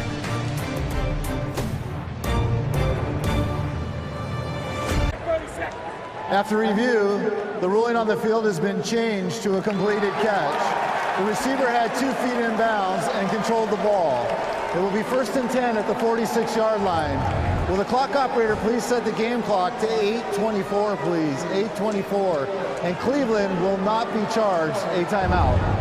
All right, so as we thought, Callaway with the reception, 24 yards on the play, and Tim, that may have been the finest throw of the night for Baker Mayfield. Oh, I think definitely so. And this time he comes back right back with that bang 8. And I know Bernie likes that down on the sideline. We've talked a lot about those throws, and that's a big-time NFL throw. You take that 5-step drop, hit your back foot, the ball comes out on time, right on the receiver's body. That's a big league throw right there. 20-yard pickup to Damari Scott.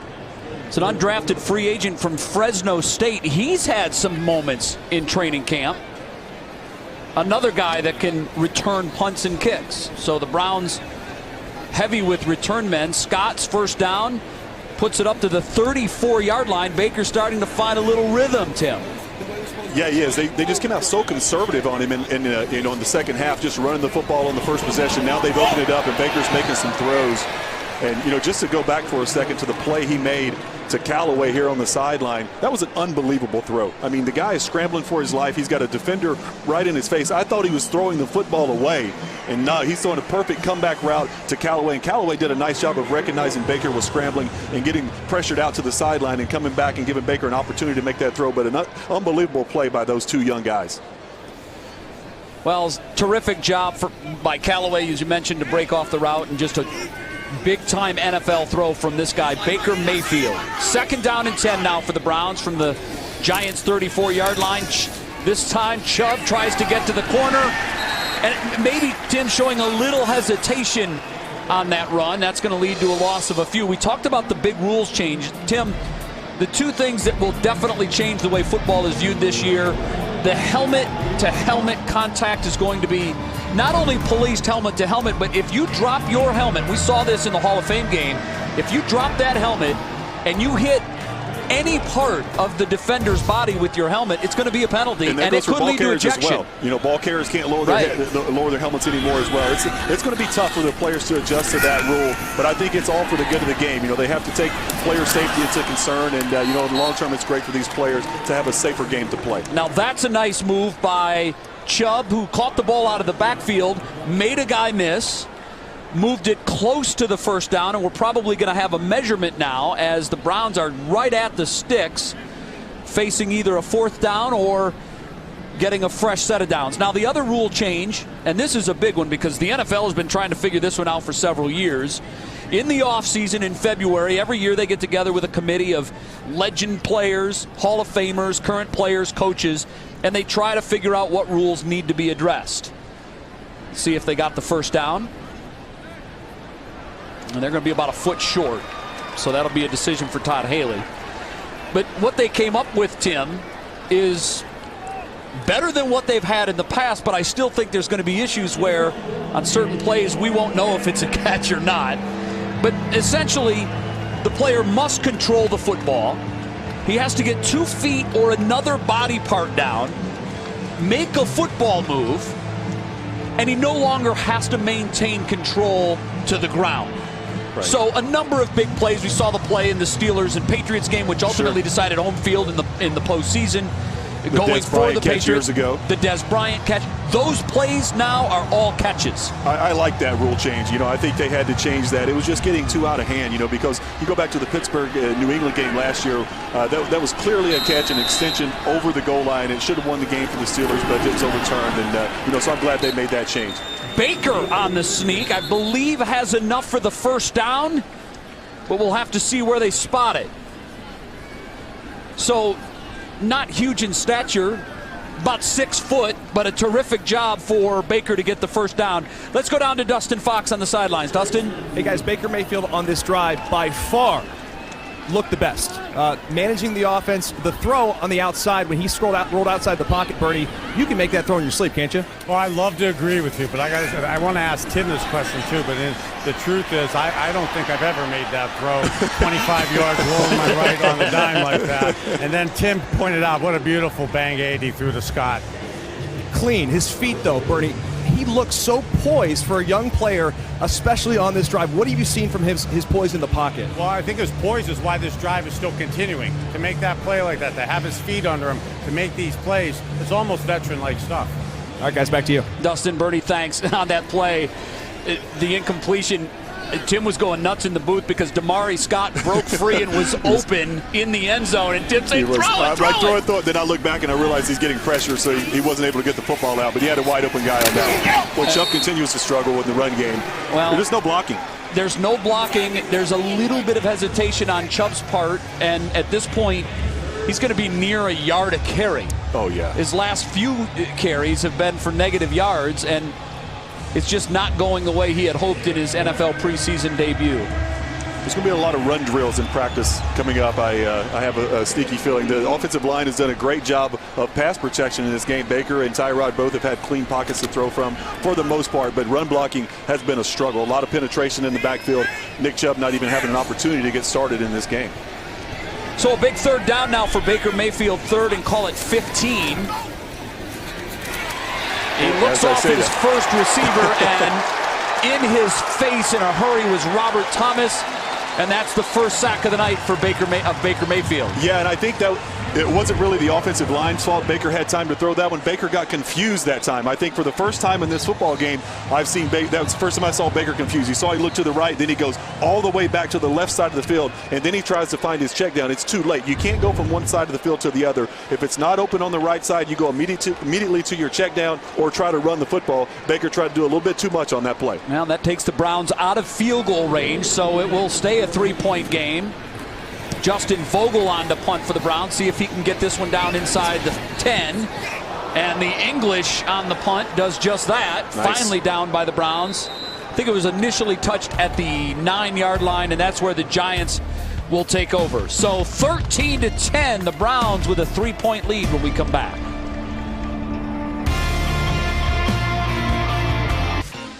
This past year, the Browns and the Haslam family have hosted unity and equality summits that engage players like Christian Kirksey with local first responders and Cleveland Metropolitan School District students. Players participated in ride-alongs with Cleveland police officers. They visited youth at local rec centers, bringing together state and local government officials to discuss relevant topics and opportunities. It's a very big initiative that the Cleveland Browns have undertaken to make Cleveland a better place to live.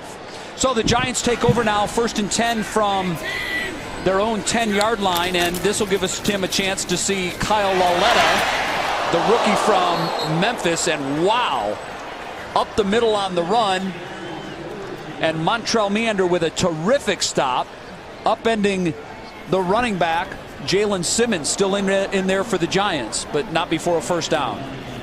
A heck of a tackle that time by the safety. Going low, hitting right in the knees, just flipping the ball carrier over. That's another big run for this Giants team. When we talk about the Browns and their struggles in the run game, Nick Chubb now 15 carries, 11 yards, Tim. Ouch. 7 of those 15 carries have gone for no gain or a loss. Lauletta rolls out, finds his man in the flats, who makes a nice cut back to the middle of the field for a pickup of 5. That was Scott Simonson on the catch. Dustin and Bernie, what do you got? Hey guys, let's go back to that last drive. The Browns had 1st and 10 at the 23-yard line, 5-yard loss on a run from Nick Chubb. But then, Bernie, you can't get out of field goal range. Rookie mistake, you thought, from Baker Mayfield. Well, since we've been firing out so many superlatives towards Baker and all the great plays he's had, let me try to show them partially objective here. Tim can chime in. That's a kind of a quarterback commandment. Thou shalt not take a sack on third down to take yourself out of field goal range when you're inside the scoring zone. So you think he learns from that? He better. All right, back to you guys. Lauletta trying to complete the deep ball down the field, and it draws a pass interference flag on Jeremiah McKinnon.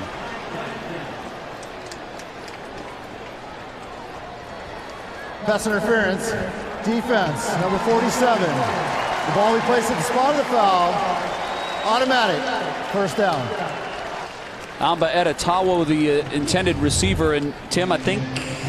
Well, he was beat. He's going to get caught there. he was beat. He didn't want to give up 6 points, so he's going to take a chance to hold the receiver. He grabbed his arm clearly, as you can tell there. But, that's just what you do as a DB. You get beat like that, you got to take a chance and just hold him. And you'd rather have the penalty than the long touchdown down the sideline. So it gives the Giants a fresh set of downs at their own 45-yard line. Lauletta with the give. Wayne Gallman finding it tough on his left side of the line. So A nice defensive push by that Browns line. McKinnon in on the stop.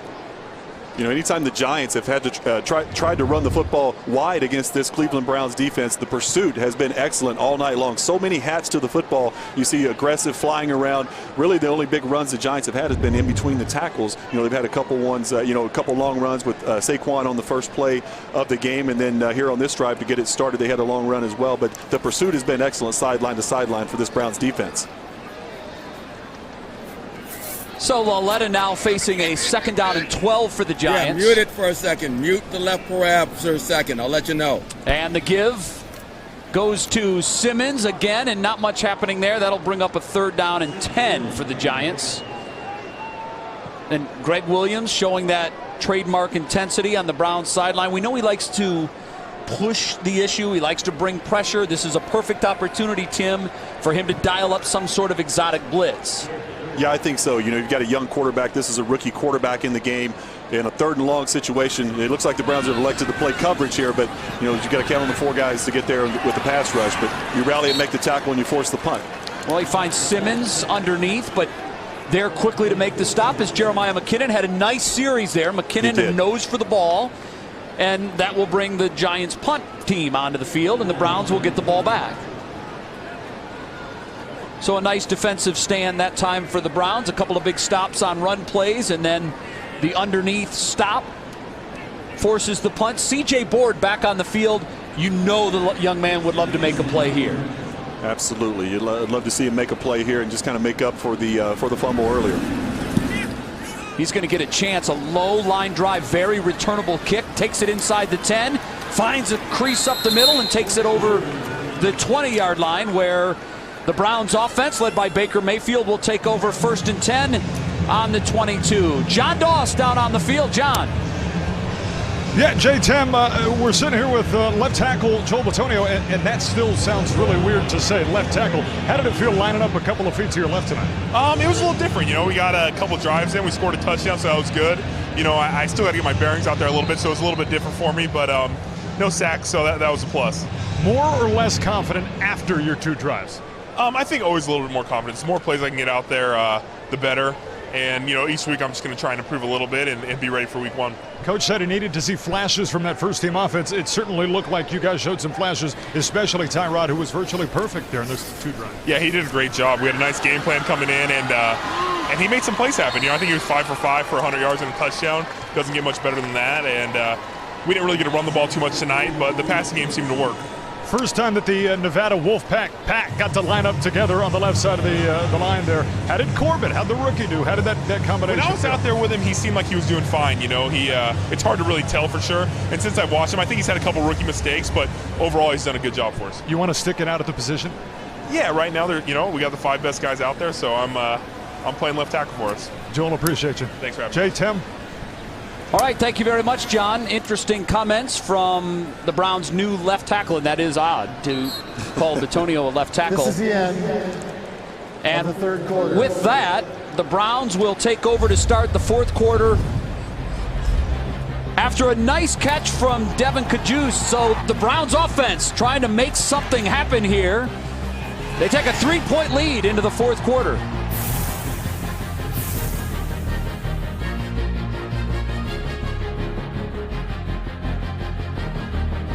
This is the 20th straight year that the Browns have hosted training camp at the Berea facility.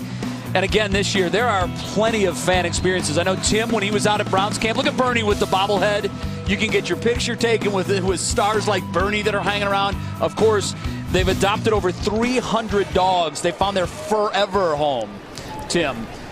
Cleveland Browns putting on a first-rate show at training camp. You said when you were there earlier, it's much different. They didn't have all this when I was here. No, it's much different. It's an event out there now. It's almost like a party-type atmosphere, and it's a great experience for the fans. You know, young, old, whatever. You can find something fun at Browns camp, and I think it's a good energy. It brings a good energy for the players as well. Training camp obviously can get kind of boring, and you can get pretty sick of it pretty quickly. But that energy that the fans bring out there and the atmosphere that they have at camp is always a good thing for the players as well. This time the give goes to Matthew Days, who tries to get it around the right side. Pickup of a couple. That'll bring up another 3rd down. Calvin Munson on the tackle. 15 days, the Browns host fans at their training camp. 11 have already, hard to believe, we're 2/3 of the way through training camp. There's another 4 days where if you haven't been out to Berea to check out the team, you can do that in the next coming week. So the Browns now, with about 14 minutes to go, would love to get a score of any kind here. 13-10, Baker Mayfield likely in for what you would expect to be his last drive of the night. We found out last night that there's a completion over the middle, and that's going to go all the way, and that is the explosiveness of Antonio Callaway. Touchdown Browns on the quick cross from Baker Mayfield. 54 yards, but there is laundry on the field. Well, we were waiting for him to make a play. We saw him on the comeback route. Holding. Defense. That penalty is declined. Result of the play is a touchdown. And Tim, that's just a sliver of the electricity that this guy can bring to the football field. Yeah, no question. In the first half of the game, Callaway, I thought, wasn't really coming out of his breaks on the routes, and him and Baker were just kind of off on the throws. And now in the second half, they've really picked it up. We saw the big play on the sideline where Baker was scrambling, and obviously a beautiful throw. The location on that throw allowed Callaway to catch the football and do something with it after he caught it. That was an outstanding play. Good job of recognizing man coverage. The route was excellent by Callaway, getting inside of the defender, giving Baker an opportunity to lead him up the field. And a nice move after the catch to get all of the yards into the end zone, and Ross Martin bangs the kick through. Baker Mayfield, 11 of 20 for Tim, 212 yards and a pair of touchdowns. I love it. Antonio Callaway to the house. The Browns stretch their lead to 10.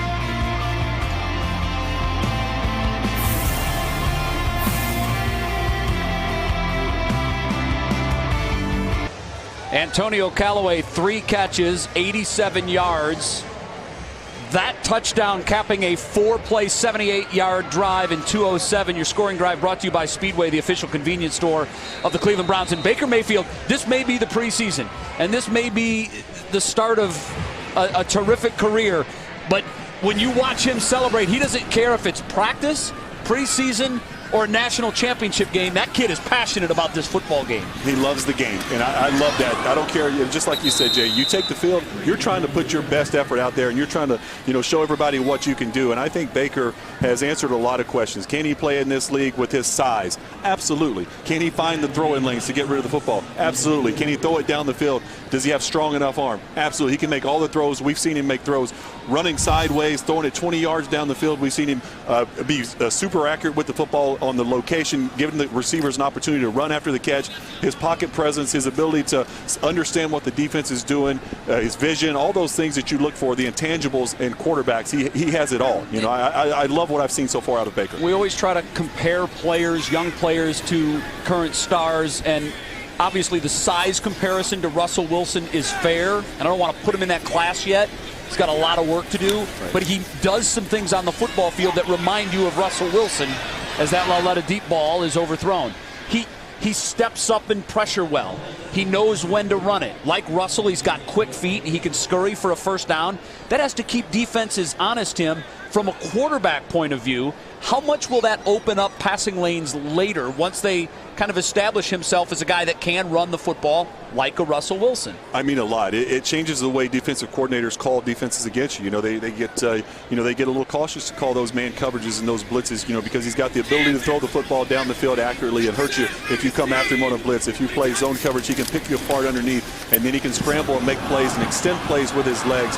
He can do it all out on the football field. And I know obviously this is the first game. You don't want to get too hype about, a first preseason game because the defenses are very vanilla right now. They're not showing they're not disguising coverages. They're not showing exotic blitzes to Baker. But, hey, he passed the test, right? Week 1, his first opportunity to play an NFL game, he looks the part to me. And, I think he's got so much confidence, he can take from this game and continue to grow and build on his career. 18-yard pickup by Martin to give the Giants a fresh set of downs. And then Laletta on the quick toss to the out man, and that's going to move the sticks. That is Roger Lewis Jr., the Ohio native, with the second catch of the night. And the Browns now a little bit back on their heels as the Giants want to force the pace. The give to Martin again. This time nothing there. Flag down in the area of a hold, but let's see. Holding. Offense, number 65. 10-yard penalty from the previous spot. First down. So, Tim, Baker has to feel nerves coming into his first preseason game, even though he said he wasn't nervous. Take us back to your first preseason experience. What was it like? What was going through your mind as you were the #1 overall draft pick for a franchise Cleveland Browns organization? You know, there were a lot of nerves, you know, just because I wanted to go out and I wanted to play well, obviously, in my first game. But there were more nerves because I grew up a huge Cowboys fan, and more in particular a huge Troy Aikman fan. And the Cowboys were kind of right at the end of that dynasty. And, you know, so we played the Cowboys in the Hall of Fame game in Canton. And, you know, in my apartment back in Lexington, back at UK, I had a poster of Troy Aikman in my apartment. And I will never forget, I'm out on the field and I'm stretching before the game, and Troy runs by me and kind of gives me a slap on the leg like that. And he says, "Hey, Rook, I'm looking forward to watching you play tonight." And I sat there and I watched Troy jog on down the field, and I'm thinking the whole time, man, I got to take that poster down. But that was kind of my welcome to the NFL. You know, you're out on the same field with guys you grew up and looked up to. But, you know, I thought Baker handled the situation great tonight.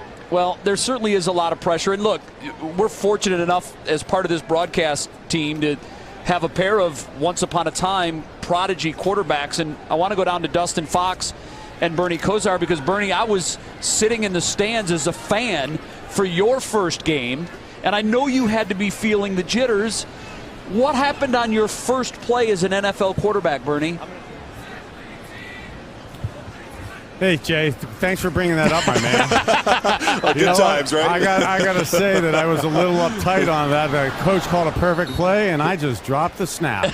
Then had the longest walk over to the sidelines, and modesty prevents me from saying I did complete my next 11 passes, though. Well, I'm glad you brought that up, because if you didn't, I wasn't going to let you get away with it. And, Bernie, I was there that day, and I remember when you came over to the sideline, you took practice snaps with Mike Babb, and once the first snap was completed, the entire stadium gives you a rousing ovation. Boy, Jay, I thought me and you were buddies. He's selling you up, And Bert. for all the viewers out there, that's unfortunately accurate what Mr. Crawford is saying. Bernie, you know I love you, and the rest of your career more than speaks for itself. Real quick, though, I got to say, Tim, I watched right where I'm watching Baker's, right where I watched you for the Baltimore game, the Cowboy game. Nice. 10:58 to go, fourth quarter. 20-10, the Browns over the Giants from MetLife Stadium. Dustin Fox is our resident social media guy. Nothing gets by him. Dustin, you've got some news for us down there. Well, all right, think about this, guy. So tonight, before the game, John Dorsey, general manager, spoke to the media. He said, you know, if Des answers one of my phone calls, well, maybe I'll have him in for a workout. Well, after that sort of stuff broke on social media, Des Bryant himself went to social media and put up this tweet. You think he's coming to town next week, boys? I don't know. I mean, this team could certainly use an extra wide receiver. Josh Gordon's not here yet. Callaway, Jarvis Landry. Wow. Higgins, Des Bryant. What do you think? Wow. Dustin, I think that the Browns would welcome a player of Des Bryant's caliber. Yeah. That's what I think. Tim wants to throw the football. Look, Bernie wants to throw the football. I just think the fact that Des is paying attention to all this stuff, and the fact that, you know, last week Jarvis Landry's getting tweets back and forth. These guys are having fun on social media. It's wild. Guys are actually being recruited to the Cleveland Browns. Well, it's a different world. Social media gives you the immediacy of these players actually weighing in on the news cycle. It's been incredible to watch this whole thing unfold. You're watching Brogan Roback in now at quarterback. A nice-looking young quarterback from Eastern Michigan. I had a chance to see him play a couple of times last regular season. He's got a nice arm. He is the fourth quarterback on the depth chart. Drew Stanton will not play tonight. Hugh Jackson telling us yesterday that, look, I know what Drew can do. He is the rock in that quarterback room. We want to see what Brogan brings to the table. The kid had a great career at Eastern Michigan, broke almost every passing record in the history of that university. So he can play the game, and we'll see what he can do out here on an NFL field. Scrambles and runs outside the pocket there, but a flag down on the play. Likely a hold against the Browns, but we'll see. Look, Tim, he knows the situation, and the writing is clearly on the wall. This team is going with Tyrod Taylor at quarterback. Holding. Offense, number 61. 10-yard penalty from the previous spot. Second down. And that play will come back after the hold. So, you know Tyrod Taylor is the starter. Baker isn't going anywhere. And Drew Stanton is, as you said, the rock in that room. This tonight gives Brogan an opportunity to perhaps catch the eye of another team that might be looking for a third quarterback. Yeah, sure. You know, I think for a young quarterback, that's your opportunity. You get on the field, like you said, it's pretty much set, the three quarterbacks that is going to be here on this roster. So he's auditioning for other teams. You get some film on you. You know, let some teams see you, how you perform, you know, in these situations. Obviously, it's a little bit of mop-up duty here late in the fourth quarter, but just to go out and run the team, make some good throws, take care of the football, and let other teams see that, and it gives you an opportunity to land somewhere else. Completes the pass there to Devin Kajus. That's his second catch of the night. So you're absolutely right. Other teams certainly will be watching every game, and they'll see when guys hit the waiver wire, and who knows, he might be able to catch on with another team. 3rd down and 12. Nice test for the young quarterback here. 9:23 to go in the fourth. The Browns holding on to a 10-point lead. First down is 170. Roll back to throw. Has a man. Damari Scott can't bring it down. Looked like a completion. It would have given the Browns a first down, but Scott had the ball knocked free by Orion Stewart, and that will bring the Browns punt team on the field. Justin Vogel. That was a great play by Stewart that time, because it was an excellent throw by Roback, and he was going to haul that football in, but you know, Stewart comes over at the last second, puts his helmet right on the ball and jars it loose. So the Giants will get it back. Nice punt there by Justin Vogel, the backup. That backs up the Giants return man inside the 20-yard line. Tries to get an edge. Can't get there. A flag is down on the play. Caleb Raymond finally corralled inside the 20-yard line.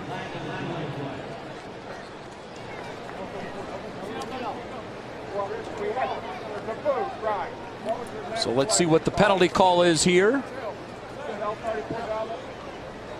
During the return, legal block in the back. Receiving team number 34. Penalty will be enforced. Correction, number 84. Penalty will be enforced half the distance to the goal. First down. Timeout. So the Giants will get it on their own 9-yard line. That young man has to love what he's been seeing.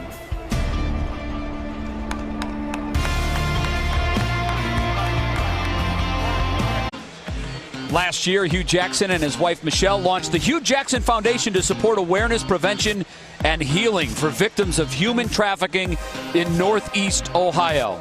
Last month, the Jackson family celebrated the opening of the Hugh Jackson Foundation for survivors of human trafficking residents in downtown Cleveland.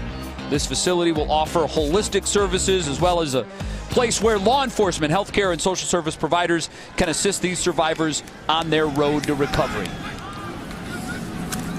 Giants taking over inside their 10-yard line. The completion, and then the ball knocked free, but it will be down right there. Shane Smith getting the ball. The runner's ruled down by contact. Second down. To the 12-yard line. So the completion will set up a second down and about 6.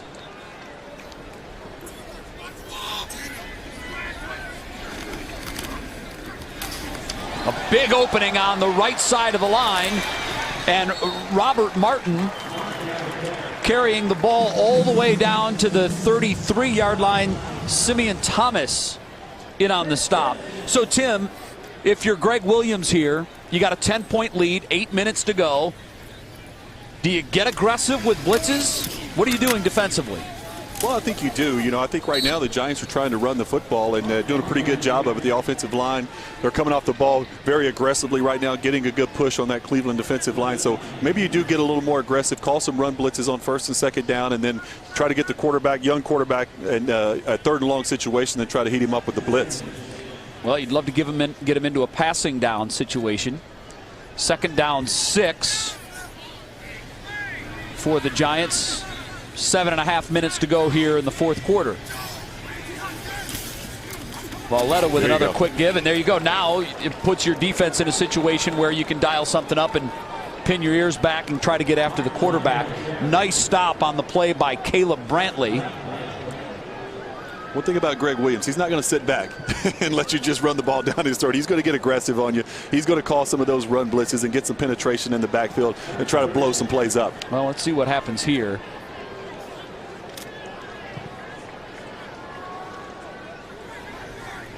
Third down and 11 now for the Giants. Inside 7 minutes to go.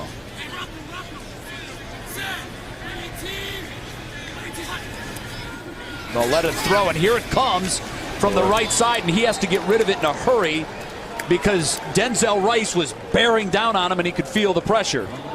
That was a beautiful defensive call. I talked about getting him in a third and long situation, then heat him up with the blitz. That time the Browns did a fire zone. You see number 99, the defensive tackle, dropping out into coverage that time, and it confused the young quarterback. He was expecting it to be a double linebacker blitz off the edge. Those linebackers dropped out. Defensive linemen are dropping out in coverage. He was confused that time, and that's why they were able to get home and get pressure on the quarterback. And that will lead to a Giants punt. Back to receive for the Browns is C.J. Board. Not much happening there. A couple of yards on the return, and the Browns will take over at the 35-yard line with 6:37 to go in this fourth quarter. Our quarterback stats brought to you by First Energy, your hometown energy team. And Tim, 11 of 20 for Baker, 212 yards, 2 touchdowns, no picks. That's a perfect sheet for Tyrod Taylor, 5 for 5, 99 yards.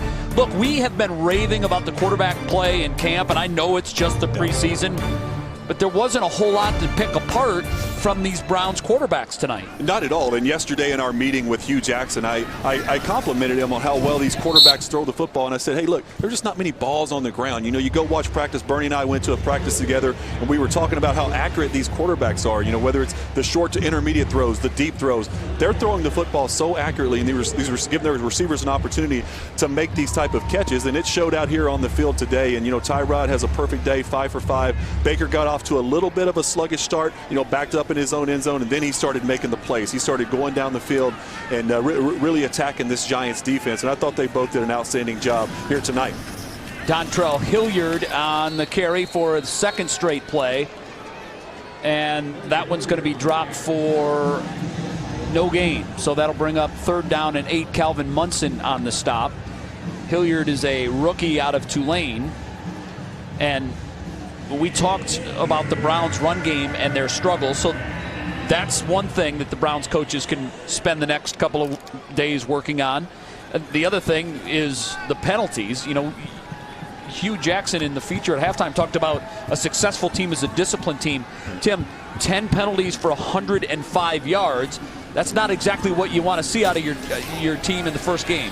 No, not at all. And I think the play of the quarterbacks really has overshadowed some of the things that this team has done poorly tonight, you know, as far as run blocking, getting Nick Chubb going in the run game, and obviously the penalties as well. But, you know, those are things that they can clean up. And it's the first preseason game of the year. There's always those type of things that you're going to go back and watch the film and try to clean up, and we'll see how much improvement they make in their next preseason game. Well, here's another flag.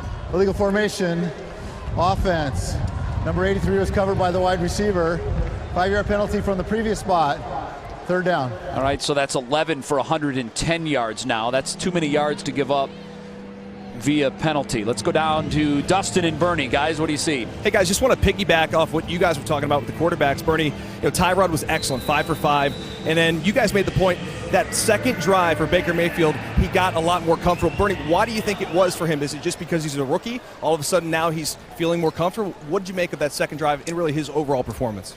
I think overall both quarterbacks played fantastic today. It's hard to really nitpick at any glaring mistakes. I thought seeing the guys have that comfortableness, the patience in the pocket, the good feet, keeping their head up, making plays down the field was nice to see for the first game. Now, something else, guys, that we talked about a lot coming into this game is Antonio Callaway, the wide receiver from Florida. Obviously, we know he wasn't arrested, but he had an issue with the law over the weekend. Made the trip, he played tonight, and he was absolutely phenomenal. Well, he started off actually slow, and they stayed with him, and the off-the-field thing is something separate. First, but from his on-the-field performance, timeout. he handled adversity, I think, early well. And even though it started a little slow, had trouble coming out of his breaks, like Tim had pointed out. That slant route and a couple of those other catches, though, showed his playmaking ability, the dynamic player that he could be. One other point, this offseason, he'd been working with Antonio Brown, one of the best receivers in football. He kind of reminds me, the weight, his stature, his speed, the way he runs his routes, a little bit of Antonio Brown. I mean, that's too much of praise for a young kid, but I see a little bit in that, in him. Excuse me. Well, I think a little bit of the athleticism.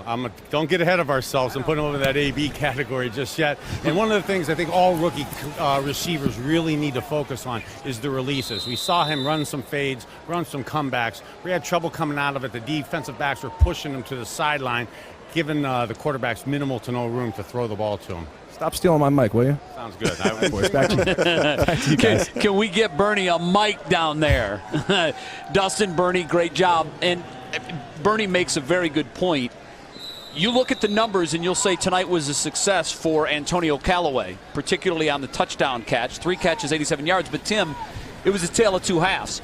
He had a couple of crucial drops in the first half. You pointed out that you didn't think he was coming out of his breaks with the intensity that he needed. Perhaps the coaches got in his ear and said the same thing, because we saw an entirely different player in the second half, and that's going to be on the Browns for pass interference. Yeah, we did, Jay, and I don't know if it was a coach that got in his ear about running those routes at full speed, coming out of those breaks a little bit harder, if it was one of the quarterbacks that told him, like, hey, man, I'm trying to get you the football. Interference. Defense number 43. Ball we place at spot of the foul. Automatic. First down.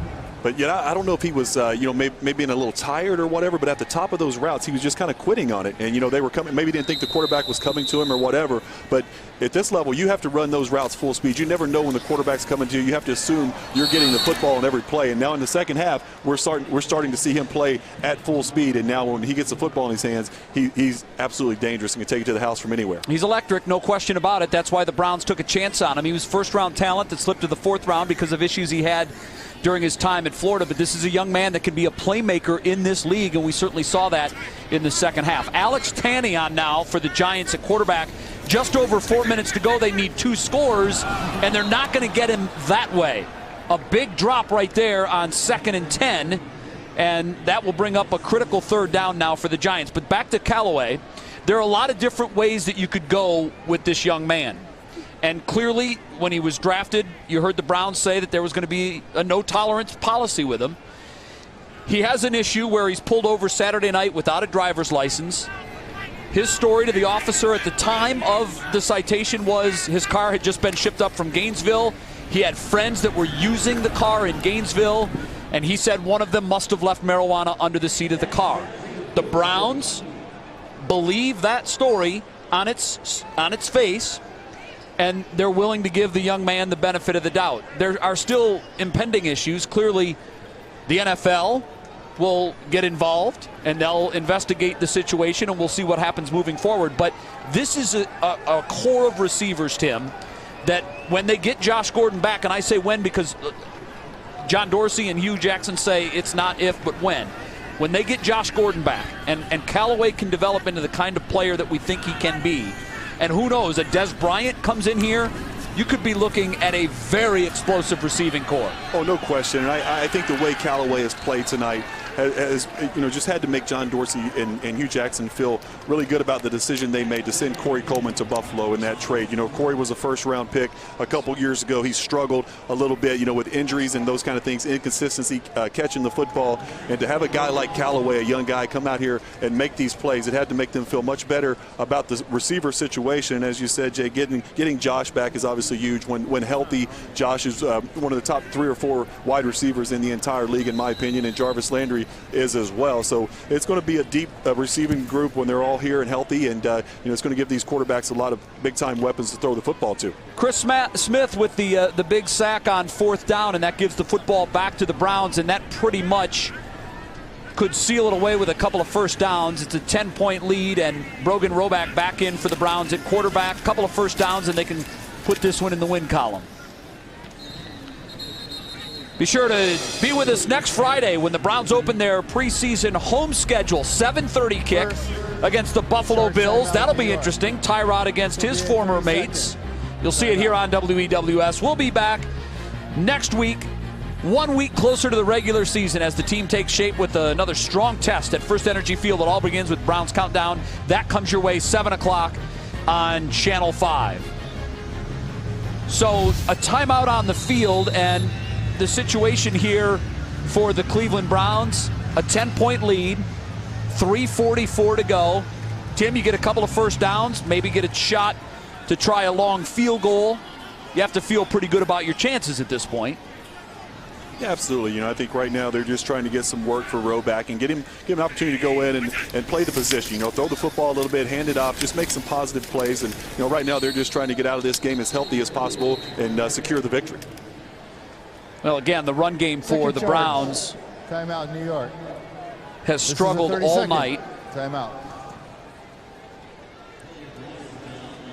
It's just, Tim, you've got to have some daylight for a running back to be able to pick up yardage, and it just hasn't been there tonight. But on the flip side, the quarterbacks were well protected. We just saw the one sack of Baker Mayfield. Other than that, they did a really good job of keeping the quarterbacks clean.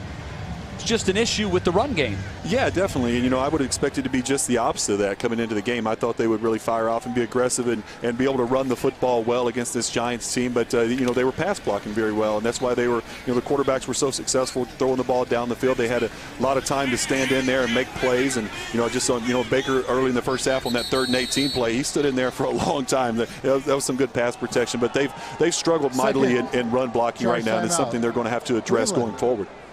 This is also a 30-second timeout. Brogan Roback needed to use a timeout, and it's a timeout fest here. You don't see this typically in preseason games, but the Browns are down to their last timeout. The Giants have one left as well.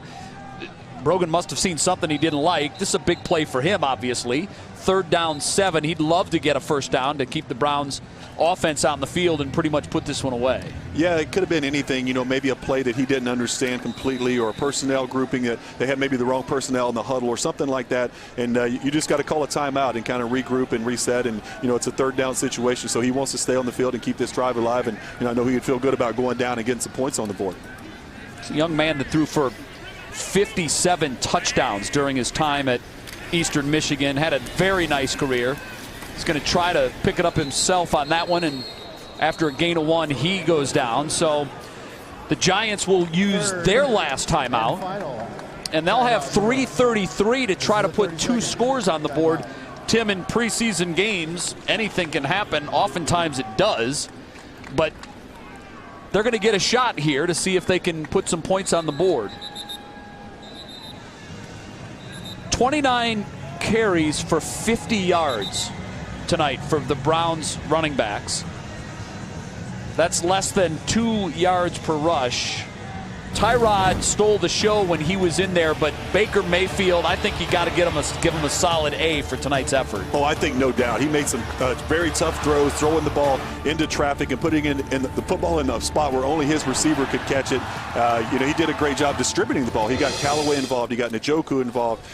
He got Higgins involved. A lot of these guys just spreading the football around. He did an excellent job of that, taking care of the ball. No interceptions for Baker, and he made a lot of great plays with his legs as well. So overall, I would definitely say it's an A grade for his first performance in the NFL. Yeah, on the first week of Hard Knocks, we saw Brogan Roback's job is to keep the refrigerator in the quarterback RV stocked. Right. And you heard Drew Stanton say, "This is terrible." Yeah, he did a terrible job.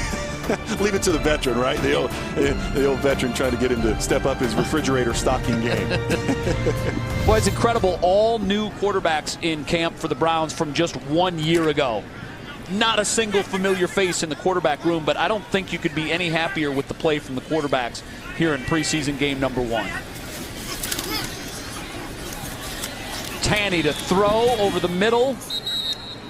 That's not going to get it done, just a completion of 2 yards. So the Browns defense doing a good job of keeping everything underneath, not allowing the big play to get behind them. Yeah, definitely in this situation, you're going to see the DBs playing a little bit looser. The safeties are going to be a little bit deeper. And, they're not trying to, get up there and force the, press bump at the line of scrimmage. They're just trying to keep everything in front of them and rally and make tackles right now. Brady Sheldon on the previous stop. Robert Martin for a pickup of a couple. And now it almost seems as if the Giants are waving the white flag, running the football, certainly not pressing the issue. 3rd and 6 now. 2:43 and the clock is ticking. Tanny with time. Over the middle. I believe that ball was tipped, Tim. It looked like it. He was getting some pressure in his face. I'm not sure if it was tipped or the ball just settled on him a little bit because of the pressure, but he hung in there as long as he could. He was waiting for his tight end to kind of break open, and the tight end just wasn't on the same page with him. So you come into the quarterback room tomorrow, and they'll break down the tape, and I'm sure they're going to have a lot of things to look at, Tim, but what's your overall message to the quarterback room on the play here in preseason game number 1? You know, I think you're pleased with it. You know, there's going to be some room to grow. It's hard to say Tyrod needs to improve anything. You come out and go 5 for 5 in your first performance in a new offensive system. So I think he did an outstanding job of running the team, putting points on the board. You got exactly what you wanted out of your veteran quarterback. For Baker, there were some teachable moments. You know, there's some things that he needed to work on, and there's some things that he did really well. So you go back and watch the film, and then you get the opportunity to really watch it and see what you can improve on and those kind of things. And Todd Haley's going to address all those situations, and they'll continue to get him better week after week. You're looking for those teachable moments. Where do you start? What was the one thing that you thought Baker could have done a little more effectively tonight? You know, it's tough to say. You know, I liked about everything he did, really. You know, I thought he really took care of the football, even when plays weren't there down the field. Baker would either hold on to it and, you know, try to scramble around and make a play. He wasn't forcing the issue. You know, he wasn't trying to go out and take something that wasn't there. He was taking what the defense was giving him. You know, I'm sure there's things that, you know, we didn't see that, you know, that Coach Haley saw that he needs to work on. And when they watch the film, they'll be able to break it down and dissect it even more. Another run play that nets little yardage for the Browns. And that should take us to the 2-minute warning as the Giants have spent all of their timeouts. The Browns can just about exhaust the clock, and it looks like they're going to get out of MetLife Stadium with a victory. And yesterday, Tim, talking to Hugh Jackson, we asked him, the 2-minute warning. We asked him, what are you looking for? And he said, I'm trying to get a group of young guys to buy into the program. So we want to be able to move the ball, but a win would be really nice. And I think that's going to happen. 20-10, the 2-minute warning. 2 minutes to go. The Browns on their way to a preseason victory. If you go back to last year, this would be their 5th straight. Tim, one of the things that Browns fans were very excited about in the offseason was the addition of Todd Haley. He comes over from the Pittsburgh Steelers. When you look at his numbers, all near the top of the NFL, he's turned the corner wherever he's gone. We asked him why Cleveland, and I thought his answer was really telling. Yeah, I did too. You know, he kind of jokingly said, because we get to play Pittsburgh twice a year in the division, so, you know, we got to laugh out of that. But he said, no, seriously, he loves the challenge, you know, of turning a team around. And he's done it several places where he's been, you know, in Kansas City, you know, Arizona, with the Bears, the Jets. You know, he's really done a great job wherever he's been. Number 82 of the offense. 15-yard foul. First down. So there's an example of leading with your helmet, right, and how an offensive player, they're going to call that this year. You're going to notice when you're watching football games this year that you're going to hear a lot of penalties and see a lot of penalties from guys that are making initial contact with the opponent with their helmet. The league is trying to eliminate the plays that cost Ryan Shazier his season, and correction, the enforcement is who knows moving forward. So you're going to see that called, going to see it called on offensive players as well. It's just it's a new way in the NFL. Player safety is at a premium, and rightly so. Back to Haley, Tim. He has turned it around everywhere he's gone.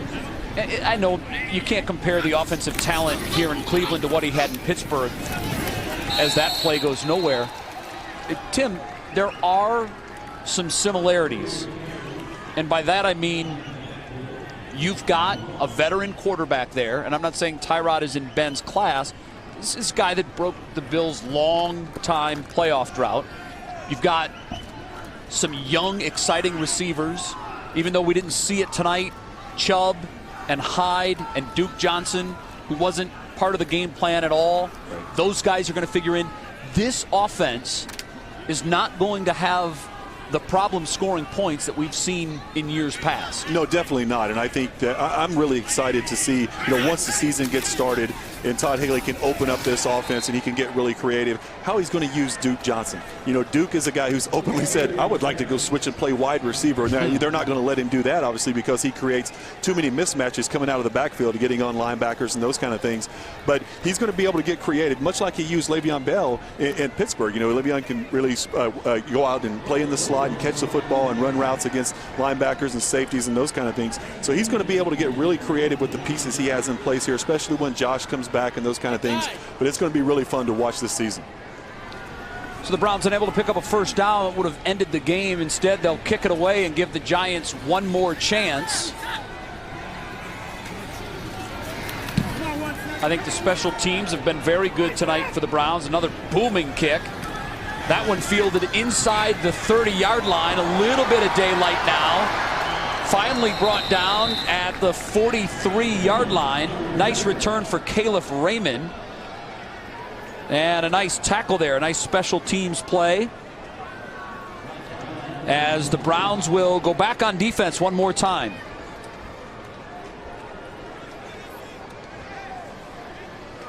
Yeah, if you look for 3 good things, 3 bad things, clearly the good, the play of the quarterbacks.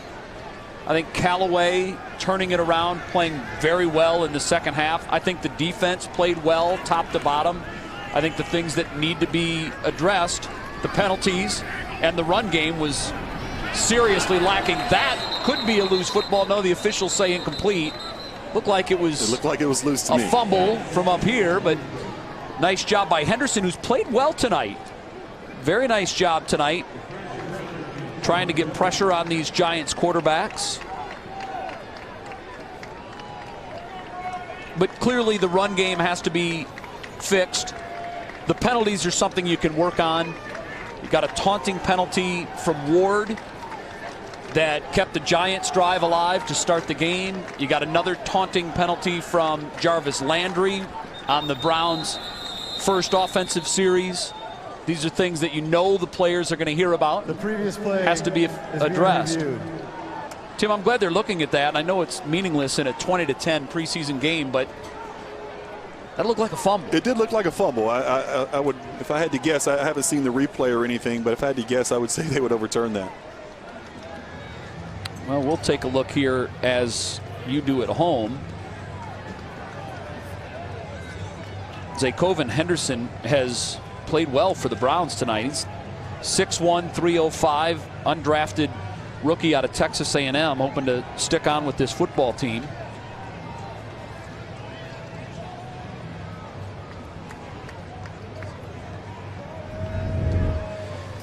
So here it is.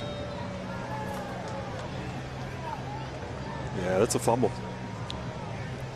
After review, the ruling on the field is confirmed. It is an incomplete forward pass.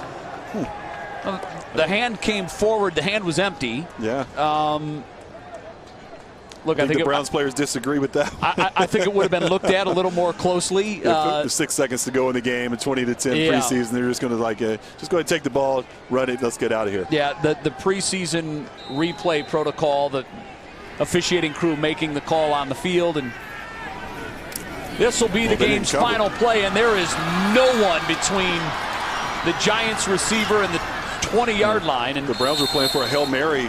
For some reason, they had all their defensive backs back in the end zone, so it was wide open at the line of scrimmage. Well, Marquise Bundy pads some stats, but the Giants can't get it done. Cleveland wins its preseason opener 20-10. We're back with much more from MetLife Stadium right after this.